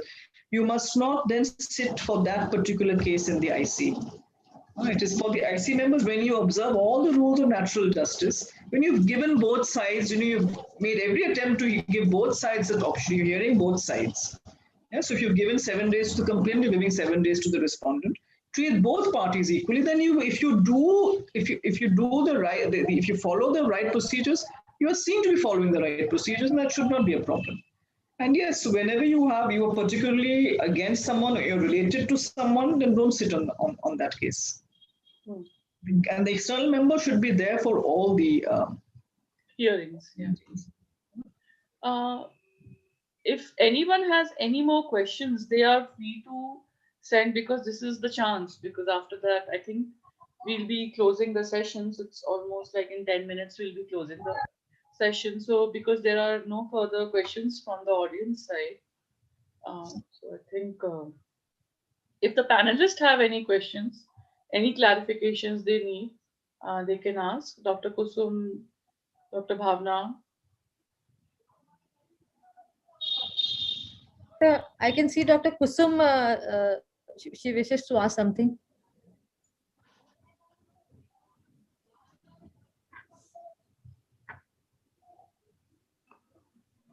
Actually, I heard about a case in which the complainant didn't complain, and some of the concerned members, they tried to complain. They complained in IC, but the complainant again took back her complaint. So, what is the stand of IC in this case? Yeah, it becomes complicated. See, because I see your main duty is to ensure that no sexual harassment happens in the workplace. And then what happens is, sexual harassment has occurred clearly, and then she complains. Sometimes they don't want to complain at all for many reasons. Like I told you, so like her husband may tell her, see, you better stop working, give up your job. So that is why maybe she doesn't even want to complain, right? But an incident may have happened and maybe there were witnesses, and so those witnesses will also be scared that if we don't do anything, this thing will continue. Today it happened to her, tomorrow it will happen to me. So they may want that something has to be done. So they tell the IC. Now, what will the IC do? Because the complainant has not said anything. And when you ask her, she'll say, no, nothing happened to me. So yeah, the work becomes a bit difficult, but you cannot still ignore that case. So what the IC should do is, look, this matter has come to us. Via this, not the complainant would then be one of the, whoever has come to you, put that person as the complainant, and then still inquire. You may have some witnesses, so then you can still inquire against, the case will still be against that same respondent, and you can still inquire into the matter and see whether there's some way that you could, do justice in the case. It's not about punishing that, respondent, but basically maybe he needs some guidance, or he or she maybe needs to be, just advised properly. So please do go ahead, even if the complainant is not complaining or she has withdrawn the case. Very often they don't even file the case. And, for many reasons, women face all sorts of problems at home, so they may not file the complaint, but still the IC would have the duty to ensure, because a problem has happened and it will definitely happen again. Always it happens, that this harassment, this case, this person harassed X, nothing happened, 2 months later has gone and harassed Y, because that he or she doesn't realize it's wrong. And he or she thinks, in fact, yes, it's fine, nothing will happen to me. I can get away with it. So IC should still it'll be difficult, but still take it up and try and see it. And the respondent will also be aware, okay, even if the case is dismissed, we'll still think, okay, this process was started against me, maybe I should be a bit careful. Just having a case filed against the respondent will also be, some implication. So please take it up. Even if the complainant doesn't actually file, or even if she withdraws the case, please pursue it. Sure, ma'am. Sure. Thank you, ma'am. Let me just refresh something more and see what we are not receiving many questions, ma'am. So if Bhavna ma'am, you have something to say before we close the session.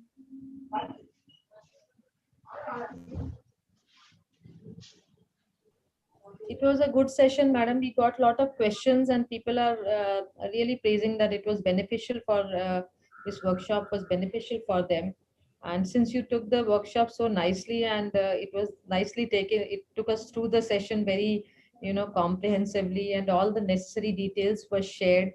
And our moderator was also excellent. She took up all the questions at appropriate time and we dealt them properly and appropriately. I just want to ask Madam one thing, as Soumya Madam was asking earlier also, that this is to remove a bias. That means the inquiry getting vitiated, that we need the presence of an external member. And preferably in all meetings, the external member should be there to prevent this, to avoid this, statements that the inquiry was vitiated or it was a biased inquiry. So this is very important. And as far as we know, and you can tell better, that the ICC also has to follow norms. They are also, bound to the sections and clauses of the Act. So whatever observations or recommendations IC are giving, that is as per the clause and as per the sections only. They cannot give their recommendations or any observation depending on their, simple that we feel, so we can give it. You have to be doing everything as per the defined, definitions and structures and clauses and sections to come out to be a good report or a recommendation. Yes. So what's your take on this, madam? Well, that is absolutely the thing. See, the IC has to function like a court, and you're even given some powers of a civil court, right, to get witnesses, etc. If you function in a way that is, if the IC is biased, it will come through from, it'll be clear from your report. Anyone with any training in law or even with common sense will see that, based on all this, how could the IC come to this result? If you do something which is biased and, then you are taken to a court, right? Whoever you hold against, the complainant or the respondent, if they go to the High Court will look at all this, or the Labour Court, the High Court actually will look at this. And then they will see, how can the IC come to this? So the IC will, for its own sake, be very cautious that they follow all the norms. But at the same time, not to be so paralyzed and so afraid, that they will not come to any conclusion. So you have to, if you function honestly, I would always say Satyamev Jayate, if you function honestly and with fairness and you want to act justly, it will be done, right? So, if anyone thinks, the IC can do whatever it wants, it absolutely can't, because it'll be very embarrassing for them. If the High Court says, and it has happened on occasion where the, IC decision has been, taken up in the High Court has assailed it, that this is, this could not be, because it becomes very clear from your report, right?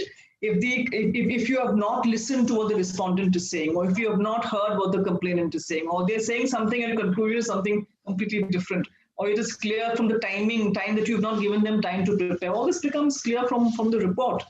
So the procedures which are determined by the POSH Act, by the POSH rules, which very clearly say this is how you should go, the IC must follow that, and it does. And if it doesn't follow it, they are doing so at the risk of an appeal of a case going to the court. And that is why the presence of the external members there, to show the presence of the external member, the fact that you have very senior members in the IC, so that they will not be easy to pressurize. If your IC members are of the junior, they're just starting out in their career and they want to rise up the ladder, then it is very likely that they may want to please their superiors. It's good to have IC members who are pretty much at the top of the ladder, and so their careers already made. So they don't have to still butter up people to rise, because they've already risen quite high, right? So that is why you have high level people in the IC. You don't have very junior, someone who's just joined and who's struggling who wants to make a career. That will be a bit risky. Yeah? So that is why you have high level officials. You have external members, you have all these rules put down in the law, and ultimately that is always there. If the IC deliberately does something unfair, they can be hauled up in the court. So they will not do anything that is like this, because it will be very embarrassing for them. So, sometimes there can be genuine errors is another thing. Like, what the High Court may say, the Supreme Court may say, well, that was a mistake. Well, that happens. But if you genuinely follow all the procedures, then that becomes very clear in your in the report that you have tried to you followed all the procedures. It becomes, anyone who will read your report will know, just like I think in the medical profession, a doctor can see whether a procedure was an operation or surgery was done properly or not, and they can make out just by telling. Someone like me, I will not know. But with lawyers, when we look at a judgment, we can just by reading it, we know that okay, have both the parties been heard? Is this a perverse finding? We can tell just by reading it whether procedures have been followed. Yeah? So these are there are checks and balances. IC can't do what it wants. Just like this is the law has been framed by experts. It has not been, it is so loose that people can do what they want. No, all those guidances, it's all there. The structures are there, the mechanisms are there, the checks and balances are there. So all the rules of what to do, what not to do, that is all very clearly laid down. Right now. Ma'am, there's one last question which just came in. What is the role of witness? Is it a must? And I will just add a little to it that whether often witnesses are let's say scared or not willing to take part in inquiry because they might feel that they are unnecessarily being dragged in an issue. Yes. Because we had some experiences where witnesses were not ready to sign a paper, like sign their statements and call themselves witnesses because they think witness means something in a court. And so what can we say to them? Yes. So for the first part, is a witness necessary? No. There are very often cases. An eyewitness is normally very difficult, but all witnesses are not eyewitnesses. Eyewitness is very strong proof. If you have an eyewitness, it's good. If you don't, that is fine. You can bring in witnesses to corroborate for the other surrounding evidence. Huh? So it's not necessary. It's always better if you can produce a witness. Now, why should a witness give evidence? It is because it is your duty in the workplace. Please, we have to see it as our collective duty. See, witnesses don't cooperate. You've seen something has happened. It didn't happen to you today, so you will not report. You will not be a witness. So you will only wait when it happens to me, then I will give. Then you cannot be, then you will be the complainant. We have to have that sense of obligation to the workplace. Imagine, so you have seen, you know that some injustice has happened. And the law protects you, the IC will protect you. If you give evidence, there will be confidentiality, there will be no harm given to you, all the protection is there, and you will still not help. You will still, that means you are so disloyal to your workplace.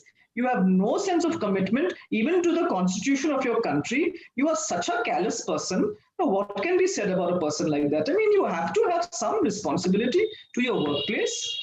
Some loyalty to your country also. How can you see something like this happen and no, it doesn't bother me? How can one have that sort of an attitude? That such a person, has to be very, very hauled up. This is a very wrong approach. You are protected in the law. You have a duty under law. And because you're too lazy or you're too busy or this is inexcusable. A witness not to cooperate is just inexcusable, and then any witness they have no right to then complain, oh, the country is becoming unsafe, and they should say it is becoming unsafe because of people like me, because I am not doing my duty. So you have no right then to complain about any one of them in India. They cannot be so callous. It is not excusable. Can we take some actions against them? Yes, if a witness is not cooperating, actually the internal committee has the power to summon them. You can force them, like a civil court can compel people to attend as witnesses. The IC can also do that. And they also have the power, if they refuse to, then they can actually also be sent to, they can also be imprisoned if they refuse. So the IC has some powers as the civil court.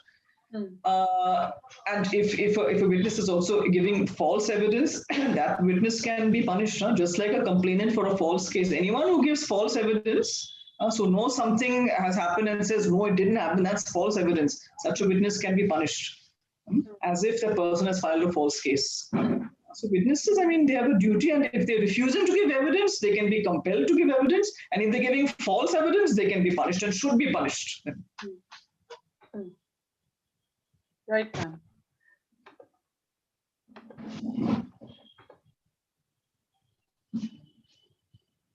I think, ma'am, that is from the question side. If Dr. Bhavna has something to say. No more questions we have then. And we are towards the end of this gender sensitization training. This was the last batch, and it has now concluded today. And the response was nice. There was overwhelming good response that they liked the session. It was very informative, and we got almost around 500 questions. So it was a very interactive discussion also.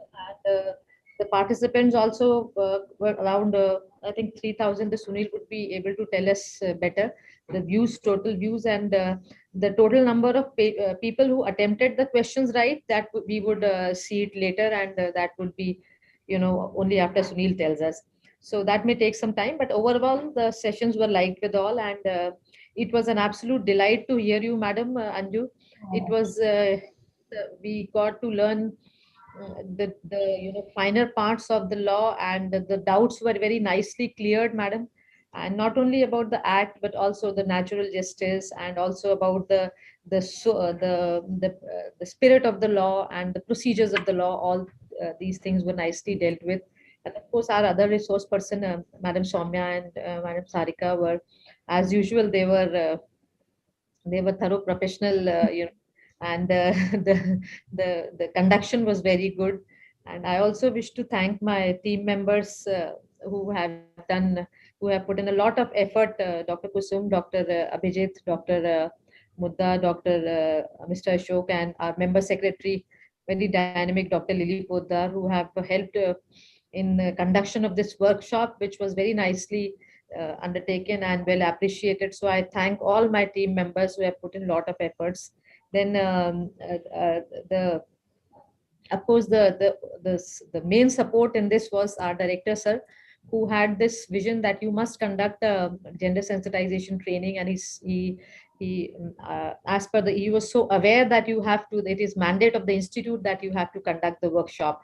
So we went ahead as per his advice, and there was always an unconditional support from his side to conduct this workshop. And the other admin staff, like the deputy director and the medical superintendent, was always supportive, and they have in past also they have been supportive in all such endeavors. The finance department was very supportive. It took all the care of all the financial considerations. And the IT team was important in handling the issues which were, in the earlier they propped up at the last moment, and they nicely cleared it. So I'm thankful to my IT team, and of course our online partners, that is the Sunil, Mr. Sunil, and the Zeriotech. It was a very nicely conducted program without any flaw. And as he very confidently said in the beginning of that, there would not be any hindrance to the program. I think somebody asked, so that you can take it 100%, sir, that there would not be any hindrance. So I wish to thank Mr. Sunil that it was a very professionally conducted program, and with good audiovisual conduct in this. And I think my staff members also helped me a lot in this, and we hope to learn more about the act, and we hope to become better, evolve more by knowing the act better. And we should be the main purpose of this is to ensure a safe workplace for all the staff members, not only the female gender but the male gender also. So we should be able to preserve the privileges which has been given to a particular gender in the act, as well as we should be entertaining only the genuine complaints. That is all about what we are endeavoring for in future. And so I think we are more informed than we were previously after this seminar. Yes, Madam, would you like to say anything, Madam? Anju, Madam. I would just like to thank you. I really want to thank the entire, of course, AIIMS BHOPAL, the internal committee, Dr. Bhavna, your team. I mean, thank you for this interest that you're taking. It is very heartening, when people take the law seriously. It is so discouraging. We keep hearing everywhere the law doesn't work. The law doesn't work. So we have the duty to make the law work. And when with the attitude that you have in your team, you take your duty seriously. I mean, this is bound to lead to good things. And I'm so grateful. I'm so heartened with this approach. And I want to thank, of course, all the participants for the time, all the participants today and in the previous sessions. And I really wish you all well. And this is wonderful that I think AIIMS BHOPAL is going to be a pioneer, and it's going to light the way for many people in the country. So thank you all so much. It is a privilege for me, really a great pleasure, and a huge privilege for me to spend so much time with the medical profession. I'm really honored. Thank you so much for this opportunity. Thank you so much, ma'am. It was lovely having you as well. Thank you, ma'am. Thank you so much. All right, Thank okay. Thank you then. Thank you. Okay. Bye.